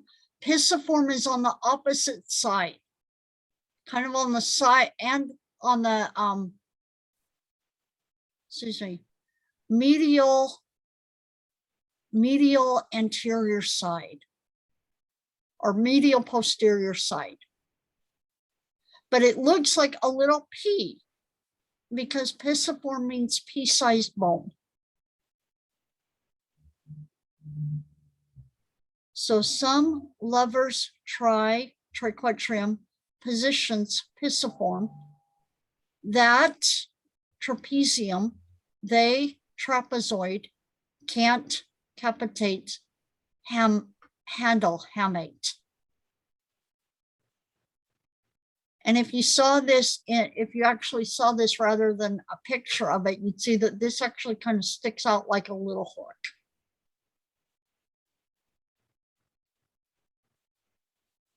Going from the opposite, some lovers try, and then the pisiform is on the opposite side, anterior view. Positions that they can't handle.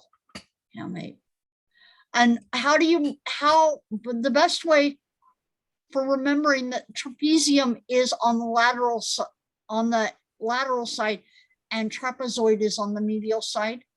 Well, triquetrium rhymes with trapezium, and it's on the outer edge. So trapezium over here has to be on the outer edge also. That's the only way that I know to remember those.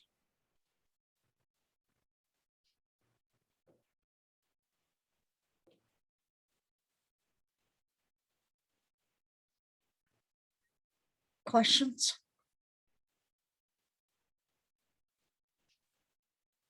So moving down to the pelvis.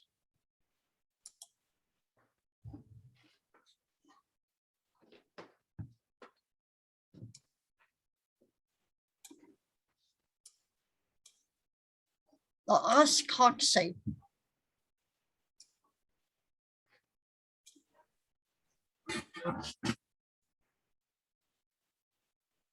Looking here, bear with me just for a second. I've got to get myself oriented. Right here would be this, you're looking at a lateral view. This you're looking at a medial view. This right here, about right here, would be where the sacrum is going to articulate with the os coxae or pelvic bone.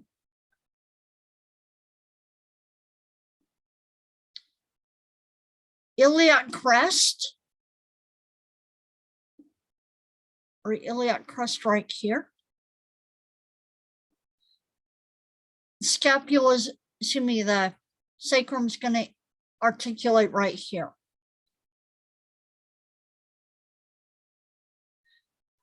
The os coxae is 3 different bones that fuse together: the ilium, the pubis, and the ischium.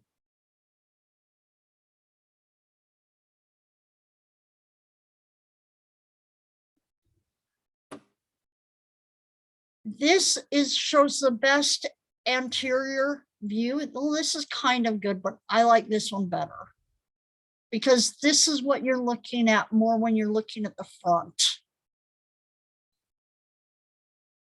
Here's the iliac crest.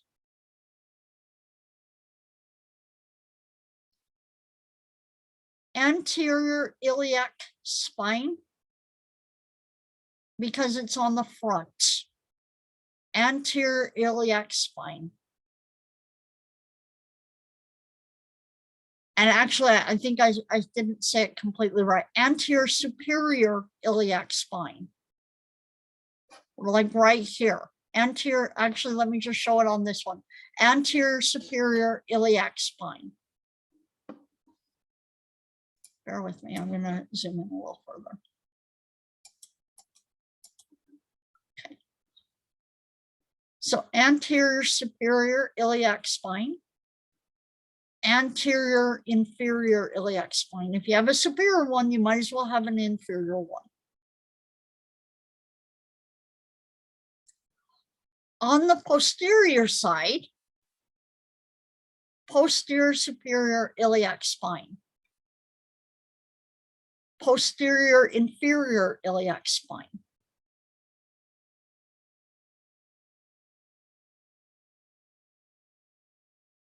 The greater sciatic notch.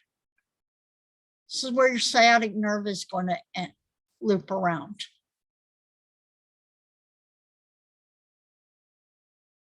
Your ischial spine separates the greater sciatic notch from the lesser sciatic notch.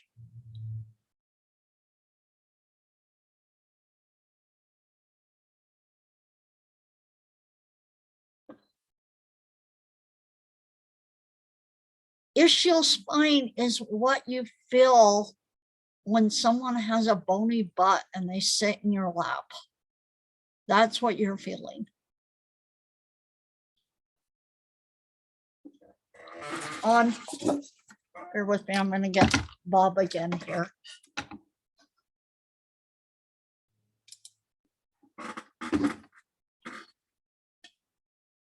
Let's see here.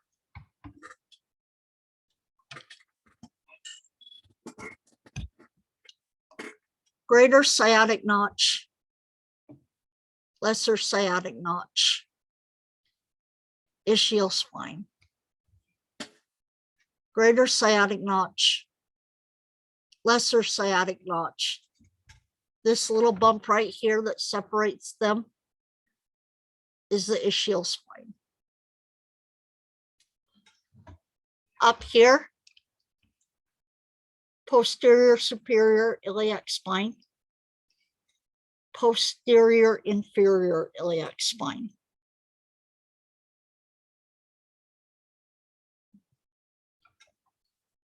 Turning him around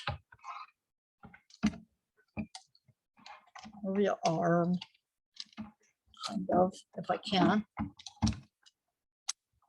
Okay, Bob, I need you to cooperate a little bit more. Oh.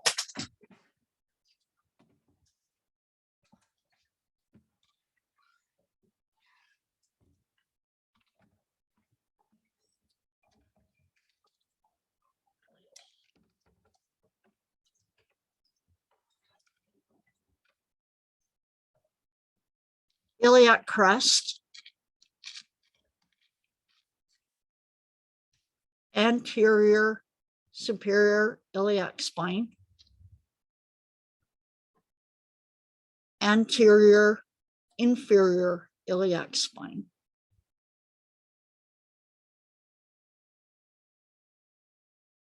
Is that clear?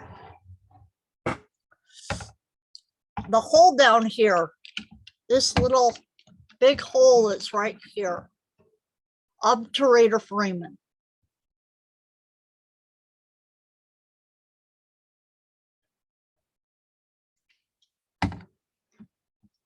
Ischial, pubic symphysis, right here. This is what in women, when you have a baby, is made to separate a little bit. And allow you to have a vaginal birth. Alan said it's a common place to fracture when you have fall injuries. Oh, really? See, I didn't know that. How? Yep, especially in elderly patients.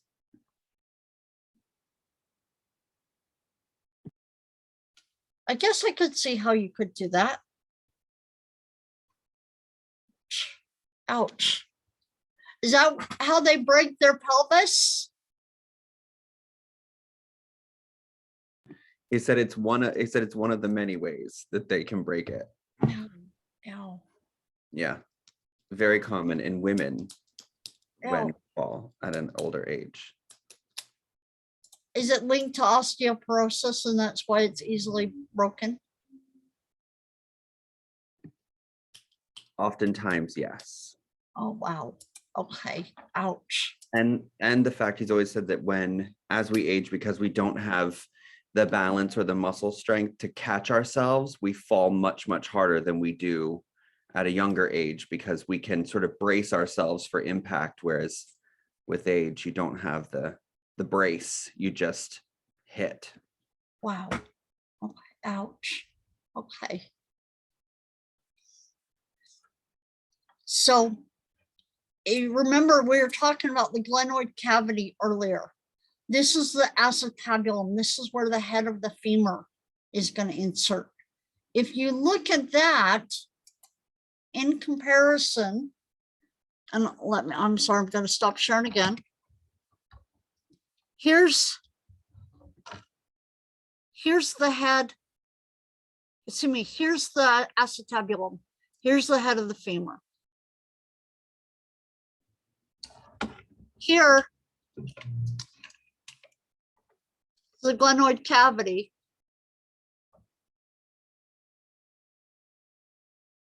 That's a cute little girl, Justin. Hi.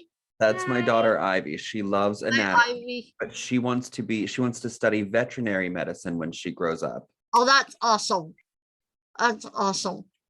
And the thing is, their anatomy is a lot like ours.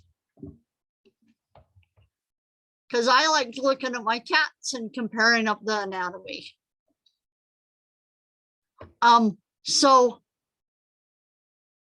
glenoid cavity and the head. If you look, you see how shallow that is in comparison to this. That's why you don't have the flexibility here that you have here. But it's also why this is so much more stable than that is.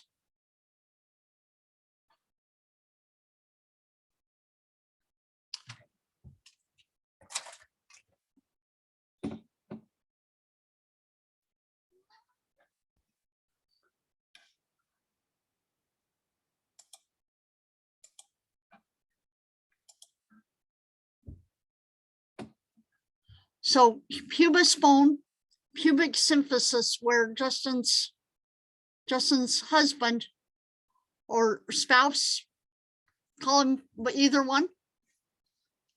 It doesn't matter, whatever you want to call it, whatever you want to call him. Justin's Michael. Is it Michael? Alan.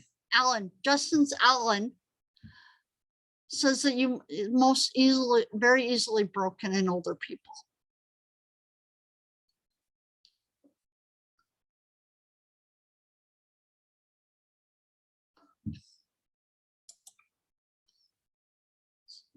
Any questions about the oscoxy?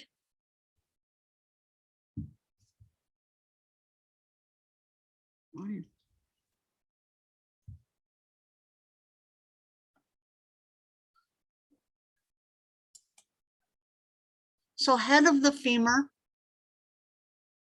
fovea capitis. It's a little indentation on the femur. I like to think of it as like a focus notch on the capital dome of the head of the femur.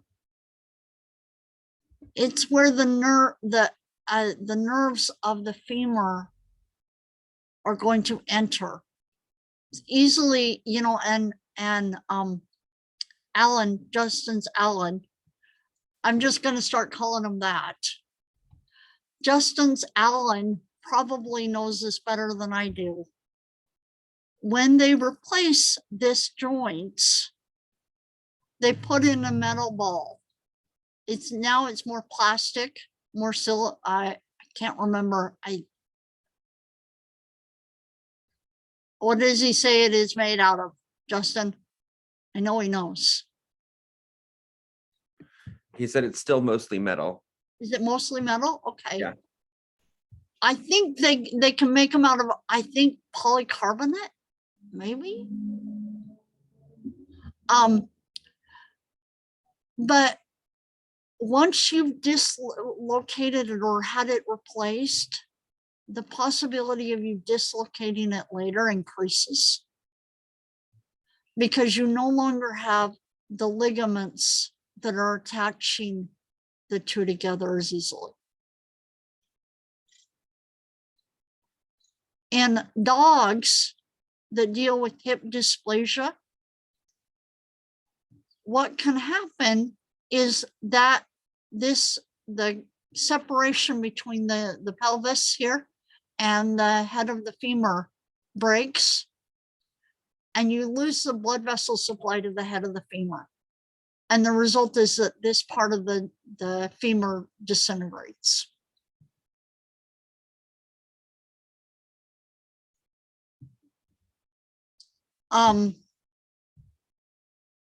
Okay, I'll say it really quick. So I was born with what would almost be considered a hip dysplasia. And is it hip dysplasia?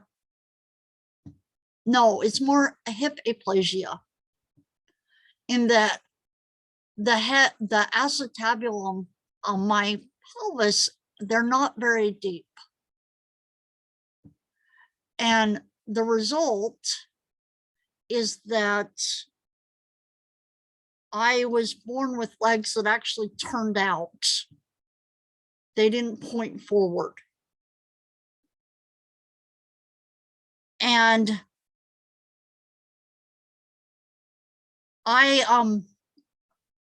because of what was going on there, I learned how to walk still before they repaired it. But also probably from learning to compensate with my spine, developed a curve in my lower spine from the fact that I was dealing with a mild hip. It's actually more hip dysplasia than aplasia. Aplasia would mean that it was really small. And it might, I can't remember exactly what it's called, but what it means is that this is just very shallow.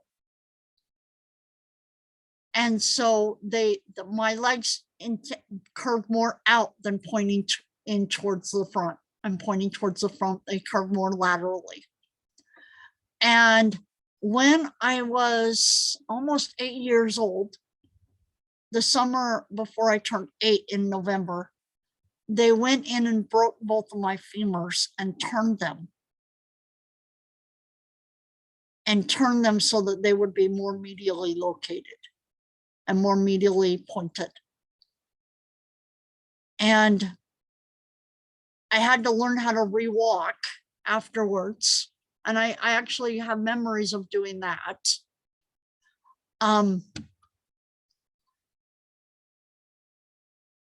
But it just has to do with the stability of that acetabulum and how well it affects your ability to walk and your flexibility.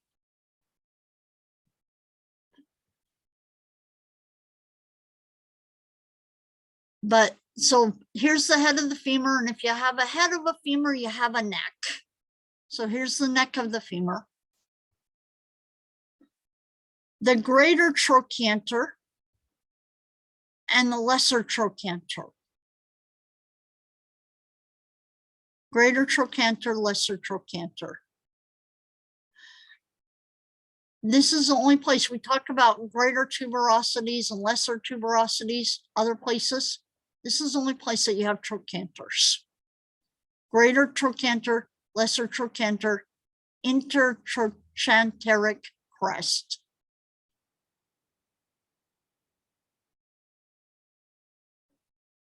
Looking on the back, on the posterior side, actually, this is the posterior side, bear with me. Posterior side, gluteal tuberosity, where the gluteus maximus is going to insert. Linea aspera, coming down. This is your anterior surface, and you can tell because this little area right here, this patellar area, is where your patella is going to articulate. Patellar groove.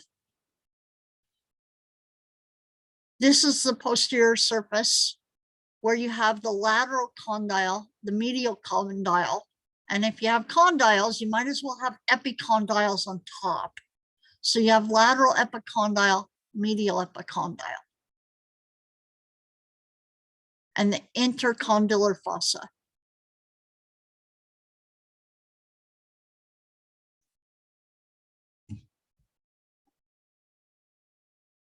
Medial epicondyle, lateral epicondyle.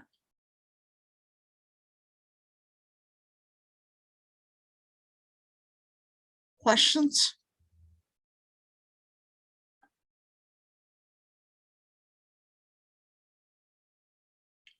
So moving down, medial condyle, lateral condyle,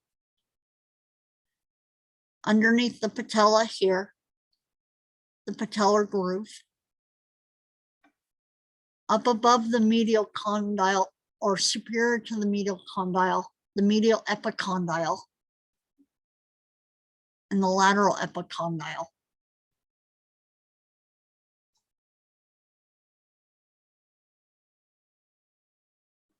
The tibia and your fibula.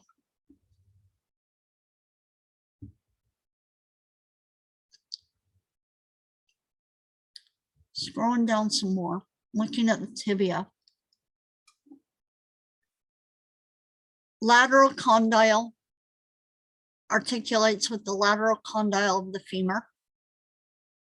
Medial condyle articulates with the medial condyle of the femur.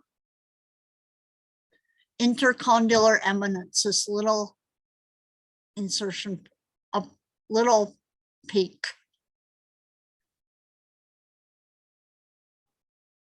The anterior border, or what we'd want to call our shin. Then tibial tuberosity.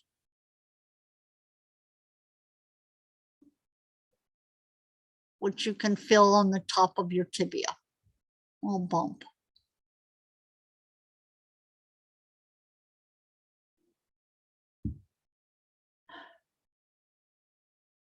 Shin splints happen when your tibial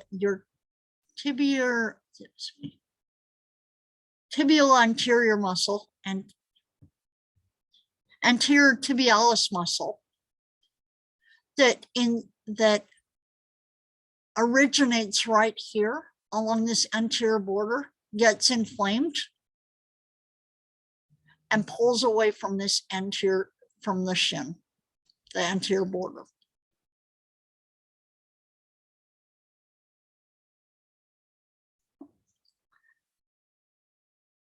Questions?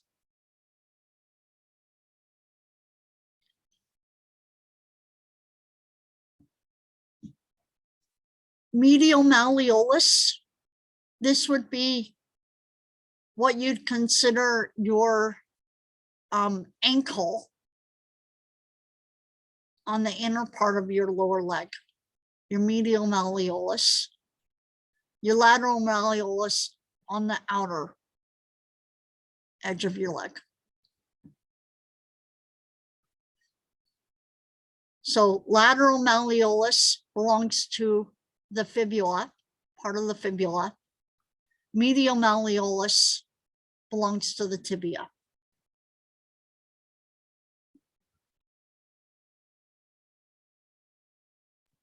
You said the lateral malleolus would be like the inside of your ankle? Bear with me here. Outside of the ankle. Okay. I'm sorry. Wait, say it again. The lateral malleolus is the inside or outside of the ankle? Outside. I think I said it wrong. Outside. All right. Thank you. Lateral always means outside. Medial means inside. So your fibula is on the outside. This is another one that you can break and depending on your adrenaline at that moment, not realize you've done it until you've tried to turn. I had a guy in one of my biology 121 classes who broke his fibula playing soccer and didn't realize that he'd broken it until he tried to turn. And then he fell down.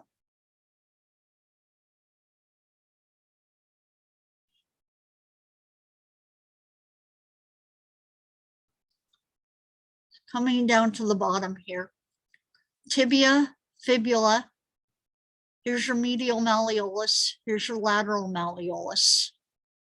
Your calcaneus, your talus, tarsal bones, which actually includes all of these.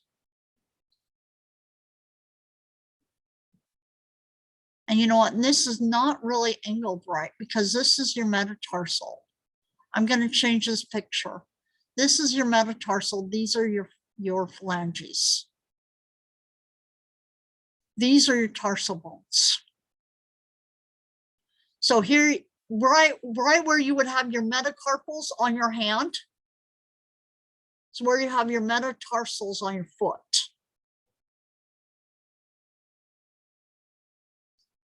Your phalanges are just like your finger bones for your toes. You didn't realize until all of a sudden I'm looking at it, it's not right. Because this arrow should be pointing to right here. This should be pointing to right here. Because your calcaneus is part of your tarsal bones.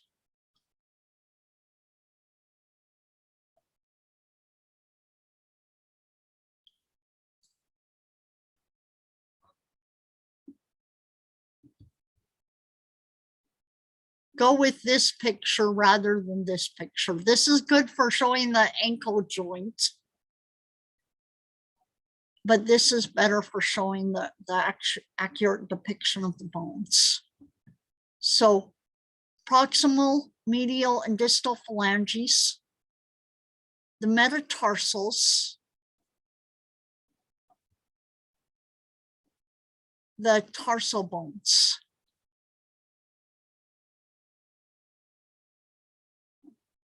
Now, I know that there's a lot of mnemonics for the tarsals. The one that I tend to remember is tiger, cubs, need milk. Medial cuneiform, intermediate cuneiform, lateral cuneiform, and cuboid, with milk being spelled with a C instead of a K. So bear with me just a second, I'll put that in here.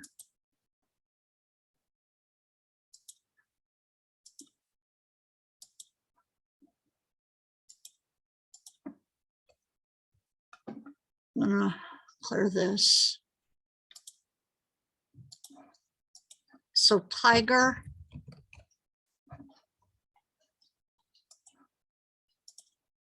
cubs,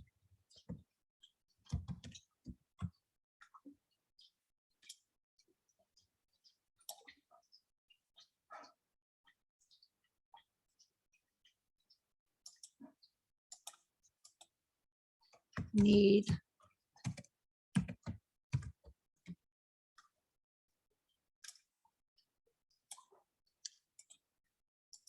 milk.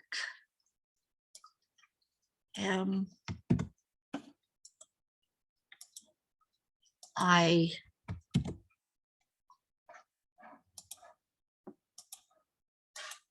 L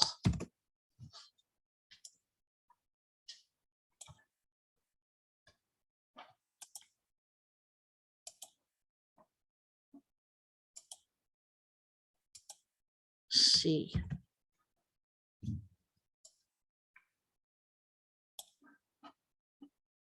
So looking at this, talus,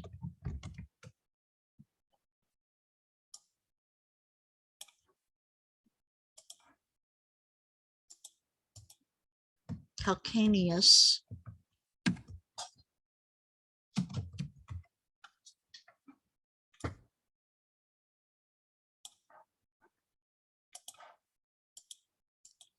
navicular,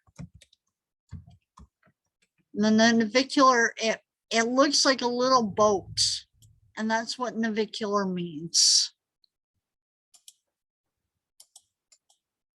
Medial cuneiform.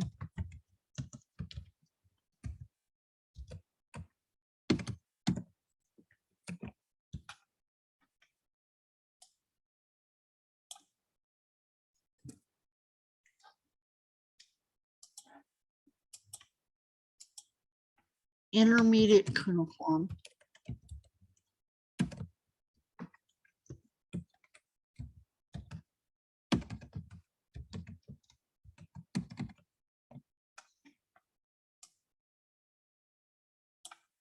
I'm going to actually put it up here. Intermediate cuneiform. Lateral cuneiform.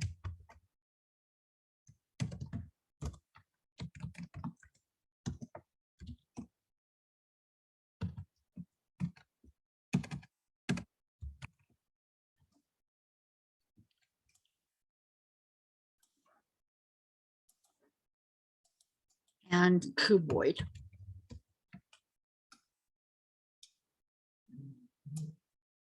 You gonna get a picture, Zena? I can see you're holding up your phone. You got it? Yes, sorry.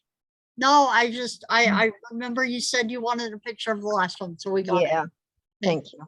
So talus, calcaneus, navicular, medial cuneiform, intermediate cuneiform, lateral cuneiform, and cuboid. If you get online, if these mnemonics do not work for you for remembering these, if you get online and you really like mnemonics, there are so many mnemonics out there. When we talk about the cranial nerves, there's more than a lot of mnemonics. There's a lot of mnemonics. I like the Harry Potter series, so I have one for Harry Potter that helps me remember the cranial nerves. But if you get online, there are so many mnemonics out there for remembering these and keeping them straight.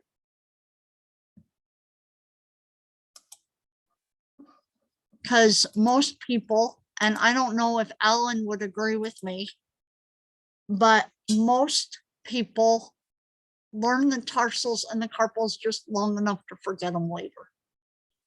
So the feet he does not remember, but the hands he did. And it's interesting because we were just talking about like mnemonics and stuff. So Alan uses mnemonics for everything and makes them up the weirdest random things that I would never remember in my life. And Michael is just brilliant and just remembers everything. So he's like, I don't know, you just remember it, just study it and remember it. Like he's that person. So I'm sort of somewhere in between. So they're not helpful. Like again, they're not helpful to me in any way. Not very nice, guys. Not very nice. And me, I always come in expecting him to know everything. So I'll say, Justin, he'll like, Mom, they don't tell me anything. I swear, they don't tell me anything. I don't know. So calcaneus is the heel. This is what you're feeling on the back of your foot. I thought it was the strongest bone in your body. And that's what I've been told for the longest time. Come to find out, it's really not. But the one thing is that Alan could probably tell us this. Alan is our physical therapist. I'm not. But you put a lot of weight on this all the time. That's why theoretically it should be the strongest bone in your body. How often do people break their heels? I actually had a patient the other day that because on Tuesdays and Thursdays we have orthopedic surgeons that come in and we do a clinic there. Mhm. And I actually had a patient just the other day when I was helping out the clinic there. He had a calcaneus fracture Ouch. 27 years ago, and he still has to come see orthopedics for it all the time because I guess it takes forever to heal properly, or it never fully heals. Wow. Okay, so it does happen. There, I think I've been told, I think your femur is your strongest bone.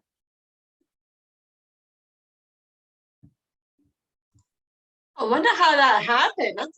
That's very rare that you would fracture that bone. It's a thick bone too.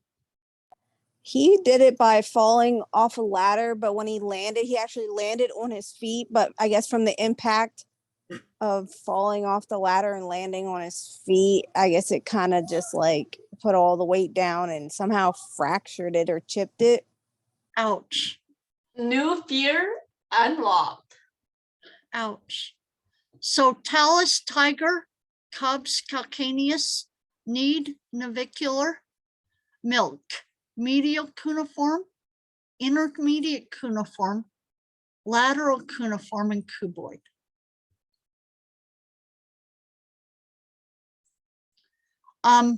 We have just we've kind of gone through where we would take a break, and we've had a lot of good discussion, so I hope you're not bored. Had some really neat discussion. And now that I know that Justin's got all these connections, we're going to use them. They're annoying. We're talking now all about they're both in this room and they're talking all about bone density and bone strength, and they're pretty sure that they've always been told the calcaneus and the talus were the strongest bones in the body, like as far as strongest goes. Tell them to Google it. Right, but Alan says you can't really quantify the strength of one particular bone in the body because they're really kind of, many are built very much the same way in strength. So I don't know. Tell him to Google it, because that's where someone Googled it and they were like, no, it's a femur. I'm like, people break their femurs all the time.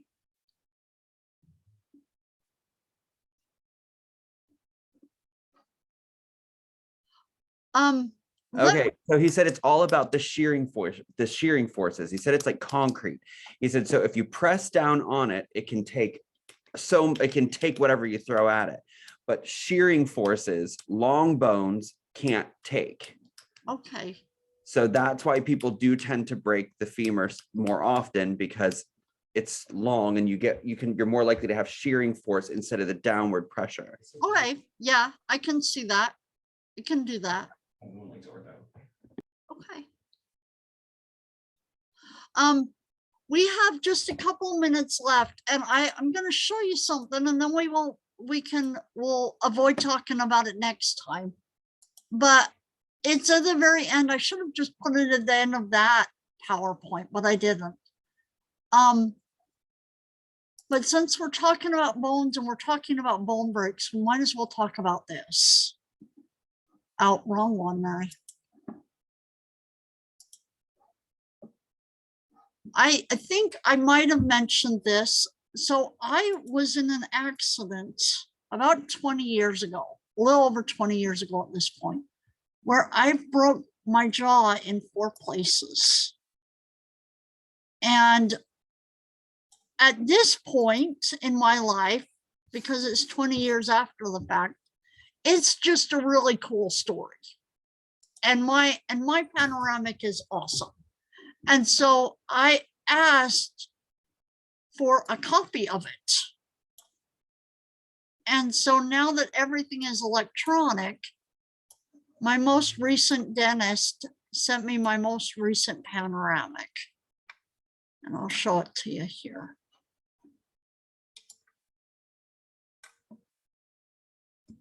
Where is it? It's right here. So this is my most recent panoramic. And my mom, I'll tell you that a lot of times I've set off, I have a lot of metal in my mouth. This is metal, this is metal, this is metal, and these are metal. And so whenever I set off a metal detector, a lot of times I'll just explain that I have a lot of metal in my mouth, and it's probably why I'm setting it off. And they don't ever ask me questions at that point. You know, they just kind of let me go through at that point. But what I did was I was in a head-on collision with a median. And I was wearing a seatbelt. If I hadn't been wearing a seatbelt, I would have gone through my windshield. But I didn't because I was wearing a seatbelt. But I was sitting way too close to my steering wheel. And so if you're sitting within 12 inches of your steering wheel in a head-on collision, you will go forward and hit your steering wheel. And that's what I did, is I went forward and I hit my steering wheel. And I broke my jaw right along both TMJ joints and right above both parts of my chin. And that's where this plate comes from, is they put that in there to stabilize the two breaks along my chin. These up here came from the fact that I was born with a cleft lip and palate. And so when I was 11, let's see here, no, I was 12. I was 12, 13, somewhere in there. Once I wore braces, because of my cleft lip and palate, I wore braces for about 6 years. And when my orthodontist finally realized that the only way he was ever going to be able to take my braces off and not have my teeth shift everywhere, they needed to put some bone in the top of my mouth, because I had a little hole that went from, because being born with a cleft lip and palate, what that means is that your palate that is normally your hard palate, that's all bone in the top of your mouth, isn't there. And it's got a major cleft in it. And so for the longest time, up until that surgery, I could actually feel a hole between my nasal cavity up here and the bottom of my mouth, or excuse me, the top of my mouth. And the first thing that I remember coming out of that surgery and waking up, I realized I no longer had that hole in the top of my mouth. And what they did is they went and they took some bone from my os coxae, my pelvis, and grafted it in the top of my mouth, giving me essentially a palate in the top of my mouth. And so I was doing really great. Like, there was nothing wrong with my bottom jaw. They actually surgically broke it at the same time that they broke this. They surgically broke this because come on.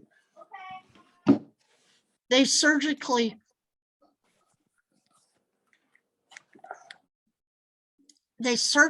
broke this, broke my lower jaw in order to fix a problem with my bite.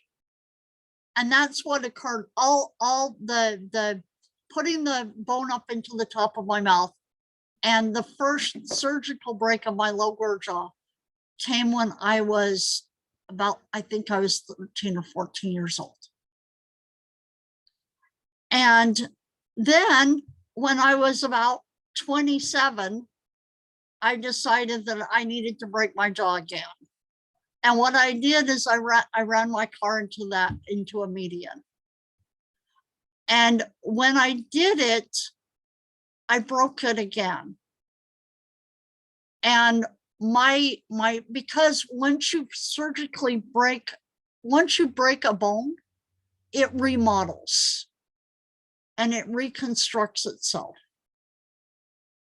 And so the roots on my teeth were already shallow because I'd had both my top and my bottom jaws surgically broken before. And so as a result, when I broke it the second time, and I broke it in multiple places, my roots are now really, really shallow for my teeth. And so if you look down here, especially for my incisors right down here, I have next to no, they're not really in my jaw. I only have a really, really, really tiny small amount left where that's holding them in there. From what my dentist tells me right now, I have about 10%. And so they're very, very, very, very, very mobile. And gradually, I will probably lose them altogether. And part of the reason I'm still losing them is because when they went in and repaired this, and whether it happened, bear with me, I don't want to go over time, whether it happened at the time of the break and it was just remodeling, or whether it happened because when they went in to repair this break, they did not completely correct one of the TMJ joints. And so my jaws are actually permanently out of alignment. And as a result, when I bite down, let's see here, when I bite down, this jaw is actually shifted over this way. And I bite down, I'm gradually pushing these teeth out and pushing them at an angle. And so I'm losing them partly because of the break that happened 20 years ago and partly because of the way I'm biting on them now.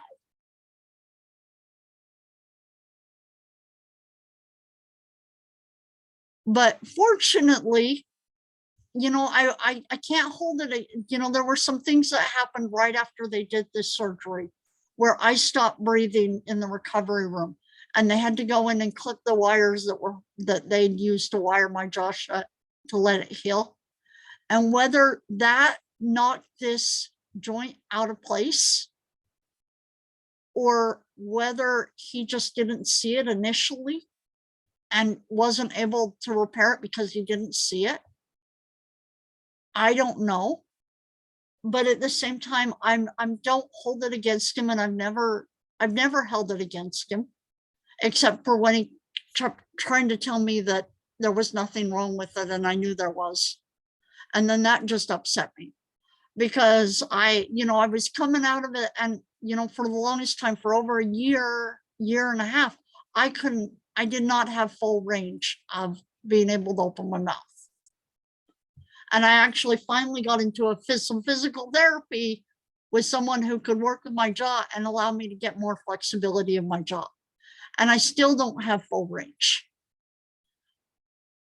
But it upset me when he told me that it was the way it was before. That there was nothing wrong with it because it was that way before. And, and my first thought, once I got over the shock of him telling me that was, well, how do you know it was that way before? Because you didn't know me before I did it. You'd never seen my jaw before I did it. How do you know that? And I got in with my dentist. And, when I finally was able to get some of the dental work taken care of, I got in with my dentist and he took molds of my teeth. And he comes into me after he's taken molds of my teeth. And he's like, Mary, and he was a good friend of mine, but he's like, Mary, I can't even put your top jaw on top of your bottom jaw. He's like, there's something wrong with here. He's like, they don't sit right. And in my head, I was like, booyah. I was right. I knew they were right. And, and it was a good, I think I did that when I was in the office, but I was like, you finally validate what I already know, that there's something not quite right here. But I don't hold it against him because there was a break right here. There was a break right here. There was a break right here. There was a break right here. And looking at a skull, my skull is smaller than this one right here. And that bone is not very big. And so what he was trying to put together and put back together, because the bottom of my chin was actually coming out of the skin. It was an open and complete fracture, and that this part was actually coming down. You can actually see a little bit of a break right here. But it was actually coming down like this. And so he was trying to re-put back together a train wreck. And so I don't really hold it against him because he did such an amazing job. Because I tell you, it came through right here, I can't really see it very well, but I have a scar that runs about an inch across here where the bone came through. And so so I don't hold it against him. But the result of all that is this. And I'm really, I'm happy with what he did, because nobody, they can see that my bottom teeth, if someone really looks, they can see that my bottom teeth are really kind of gnarly looking, because they're completely shifted out, and there's no way, they would not surgically try to repair my jaw and fix that misalignment at this point, because my roots are already so shallow that if you do that, the chances of me losing all my teeth is a strong possibility. But I think that's where we're going to end tonight. Do you have any questions? I like the X-ray at this point. I just kind of, it's Terminator mouth. It's a lot of metal right there. My son literally said that when I showed him the picture. He was like, it reminds me of the Terminator. That's awesome. It does look really cool, I do have to say, but that had to be so painful. It was by far the most traumatic thing that's ever happened to me when it comes to this kind of stuff. How long did you have to have your jaw wired? I had my jaw wired for 2 months, but I wasn't eating solid food for about another 8 months. Wow. I was on, well, and then when I started physical therapy, when I realized I still didn't have full range. I went back, when I started back into physical therapy, they put me back on a liquid diet again. And so, on and off for a while. And I mean, it was an amazing experience in that I was on the busiest freeway in Phoenix when I did it. And in Phoenix, I was on a 6-lane freeway. And I was in the 5th lane over. And I had a little, your consciousness or my guardian angels, I kind of keep them on full alert, because I know they're just always like, oh, what is she doing now? But I remember this little feeling. I was going about 65 miles per hour down the road, which, the speed limit was 55. I was within a good range. And this feeling came into me at my head saying, you're going too fast, you need to slow down. And I thought, no, I'm fine. And then it hit me again, you're going too fast, slow down. And I slowed down to about 60, and within a matter of seconds, my car went into this uncontrollable swerve. And it was swerving into both adjacent lanes. So I was in the 5th lane over, and I'm swerving into both lanes on both sides of me. And my car is doing this, and I can't make it stop. And the accident was later blamed on mechanical failure of my car. And from what people saw, I made a sharp left turn. I started to swerve, and then I made a very, very sharp left turn, went across 4 lanes of traffic at a perpendicular direction, and hit the median on the other side head on. And and what I did was I actually hit my brakes, because I couldn't figure out how to get off the road. And I couldn't get my car to stop swerving. And so I You know, they always tell you don't slam on your brakes. Well, I knew not to do it, but I did it anyway because I didn't know how to get off the road.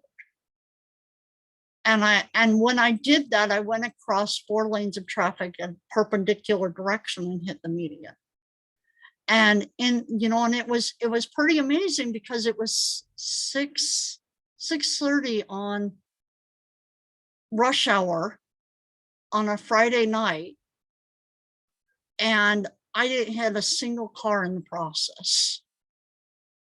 And so I was the only car involved, and it was, it was traumatic and it was scary, but at the same time, it's amazing at the same time. I wouldn't wish it on anybody. And I've heard some things like, I think we were talking about the cheekbone last week. And at the same time that I did this, a friend of mine got hit in the side of the face with a softball and broke his zygomatic arch. And so, we were both commiserating on it at that time. But yeah, so pretty amazing. But I mean, I've learned a lot, I learn more as I go. One of my students last semester told me that part of the problem may be because, and I don't have a lot of nerves there anymore. I don't feel a lot of things in my mouth. This tooth that they actually had to remove because it got so badly decayed that they had to remove it. And I didn't realize there was anything wrong until I could feel with my tongue swelling around it. There was no pain involved. And so I had a student last semester say, well, part of the problem you may have is that you've never gotten some of the nerves back to that part of your face. Because once you sever those nerves, sometimes they don't come back. And she says, part of what you've lost is some innervation to those teeth, which is causing you to lose those teeth also. But yeah, I mean, it's amazing how little I feel in my mouth anymore because I go in and I went into the dentist to get a cleaning and get cavities filled recently. And she doesn't have to use any anesthesia on me because I don't feel anything anyway. But yeah, just, life is always an adventure.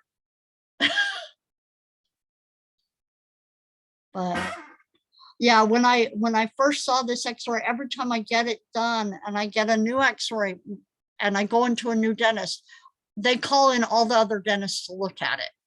And so I'm like, okay, now I want a copy. So yeah. Yeah, pretty amazing. But yeah, I don't deal with any TMJ issues, which is amazing. If you feel the way it comes out, you know that there's something wrong. You can feel it. But I don't have any clicking. I don't have any pain from it. I have throbbing up the side of my face from nerve damage.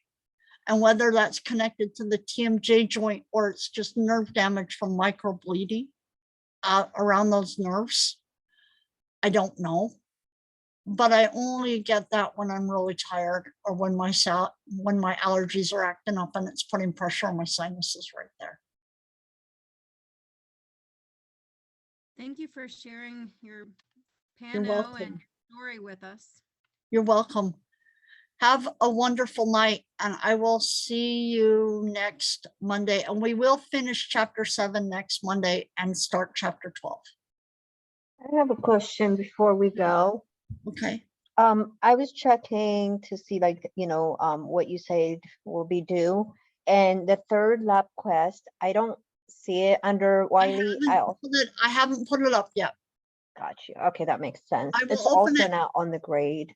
And Zena, I will send you out an email either tonight or tomorrow telling you the deadline's coming up. Okay, that sounds great. Yeah. Thank you. Thank you. You're welcome. You have a good night, okay? Thank you, you too. Let's have some cute kids. I gotta hang out.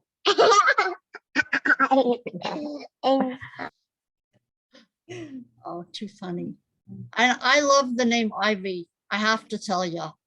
Oh, thank you. Names. Hi, Ivy. Bye, Marissa.